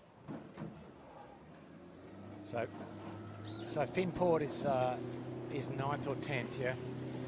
It's not too good. About 10th, I think we'd put them in. Yeah. Leader, winning group, did keep it simple, just fairway set till they got to approaching a ley line for Shark Island at least, and they've jibed, and they are clear launched, long way down the racetrack. Looked like the lead's just as big as it was last time downwind. They've got the downwind stuff going well at the beginning. So what's happened to the Shore and Partners team? They lost the GPS or something? Clancy, the overlay from the port wheels side. are falling off the bus, mate. Yeah. Oh well. Well, and they're going to have to go downwind, Jimmy, in a second with a big hole in the spinnaker. Yeah, there's quite a big hole too, but try and catch up and go through the fleet here and get to the lead. So let's have a look at this, Mark. Tech 2 from the other shore on starboard with good pressure. Yeah, they're looking pretty heroic right now, looking great right now. Tech 2 for sure. Remember, they were in with this group here, so we expect them to be somewhere around here, but right now they look great. There's Yandu, your left-hand boat, Honda Marine in the middle, Rag and Famish, and remember Rag, we haven't talked about them before today that much, but their usual crew are Bryce, Jacob Broom and Rory Cox, managing to get this ship trucking really well today in a lot of stuff. They are in second position. Rag and Famish, they are a long-term supporter of 18-foot skiffs. They've been sponsoring a boat for many a day indeed. Good to see them in the fleet still. Dragon Famish solidly. And second Tech 2 place. Tech 2 not able to get near the other guys on port. And Justin, yeah, Tech 2 at the end didn't quite work for them, Bucko. Would you reckon net on that? Well, they've lost the... Couldn't get out of the corner enough was their problem, I think. The 3 boat lengths cost of the jibe set, probably. Rag and Famish should do this pretty easily, I think, from there for second. Yeah, they've got that leeward position, which seems to be the one you want to be in. Honda Marine setting up to be the next one in line. And then something's going to happen. It's going to be either Yandu, Tech 2 if they can find something special. Kitchen Maker and Bird and Bear not out of this yet. And then the next boat back, Finport and Smeg. I think they'll struggle to get into this sort of 4th, 5th, 6th battle. Yep. And there's 2 halves of a spinnaker up on Shore and Partners right up there. At the Oh, top mark. you're right, Jimmy. I've just seen that corner of my eye. The hole's bigger than the spinnaker is, which I don't think is ideal. Yeah. I'm no aerodynamicist, but I've got a feeling that doesn't work too well. No. So back in this battle back in the lead is Winning Group. They're gone. They'll be crossing the line very soon. So you can take that as read. That's a win for Winning Group. The interesting battle behind, well, Rag and Famish under some pressure from our series leader and reigning champion Honda Marine there, set up nicely in 3rd in decent pressure. And then Tech 2 and Yandu, absolutely nothing between those 2 boats for 4th and 5th. Tech 2 right in the middle of your picture, just to leeward. You'll just see them now and then. Just to the right of the picture where the angle is Yandu. Yandu is behind them, but well to leeward, which does tend to seem to be the place you want to be. Winning Group have crossed the finish line to bring you up to date. Winner of race 5, the 3rd race of today. They'll be pleased with that much improved performance. Not a bad day for them in overall terms, but not enough to really cause any worries for Honda Marine. We've had all the answers today. And there's Honda charging downwind, making the most. Probably the best breeze we've had all day right now, Bucko, isn't it? Up 10, 11 knots. Yeah, exactly. Quite shy on this finish. The breeze has shifted, so they're relatively shy for a run. Fully wicked coming down here. In second position, great job, Rag and Famish. Second today in today's race. 3rd race of today, race 5. Well done, Rag and Famish. And next across the line, our series leader, confirming her position, top skiff in the fleet at the moment, Honda Marine, in 3rd place in race 5. And we were saying last lap around, Jimmy, they were deep in the single figures, maybe just in the teens. Could they make a recovery? 8th, well, look at that, 8th to 5th, no drama. 8 to 3rd. And have a look at this. They can't get the chute down. Chip, can we have a look? Couldn't do that during the race, could they? They'll work that out, I'm sure. Next across the line in 4th place, Yandu managed to nip and tuck it with Tech 2. That low lane for Yandu working very nicely. Great job by Yandu. Great results for Yandu today. Very successful day indeed. When we look at the overalls, you're going to see Yandu up the front of this list without any question. Tech 2, well, today, not a great day for Tech 2 and Jack McCartney. Last race today is their best by miles. 2 shockers, 1 decent one, but he wanted more than that. He needed better than that. Certainly coming into this series, he looked like the biggest threat to Honda Marine. In the end, the score sheet will be the only reckoning that counts, and I'm sure Jack will be back another day for another crack at this. He's got the skills, the experience, the talent. He's got the good crew. It just didn't happen for him in this regatta, like sometimes it just doesn't.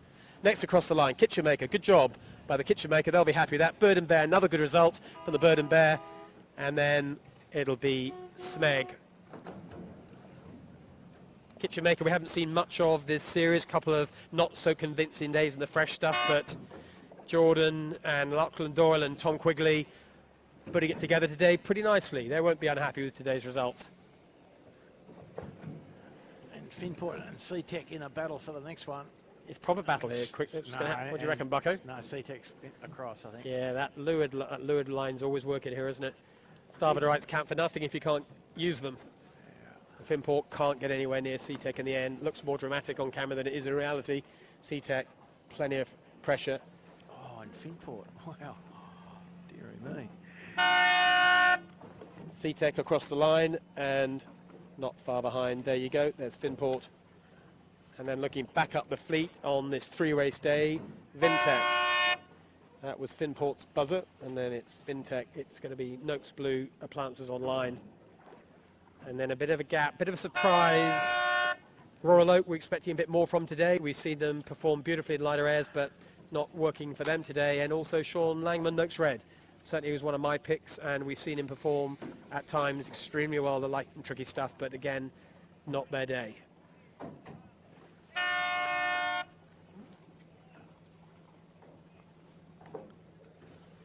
Appliances Online crossing the line. There's Brett Van Munster, just a little extra squeeze of righty moment, standing with his usual makeup crew, Phil Marshall, Peter Mackey, and the battle Royal Oak and Noakes Red just happening right in front of us here, just off the left of your screen, you might see that.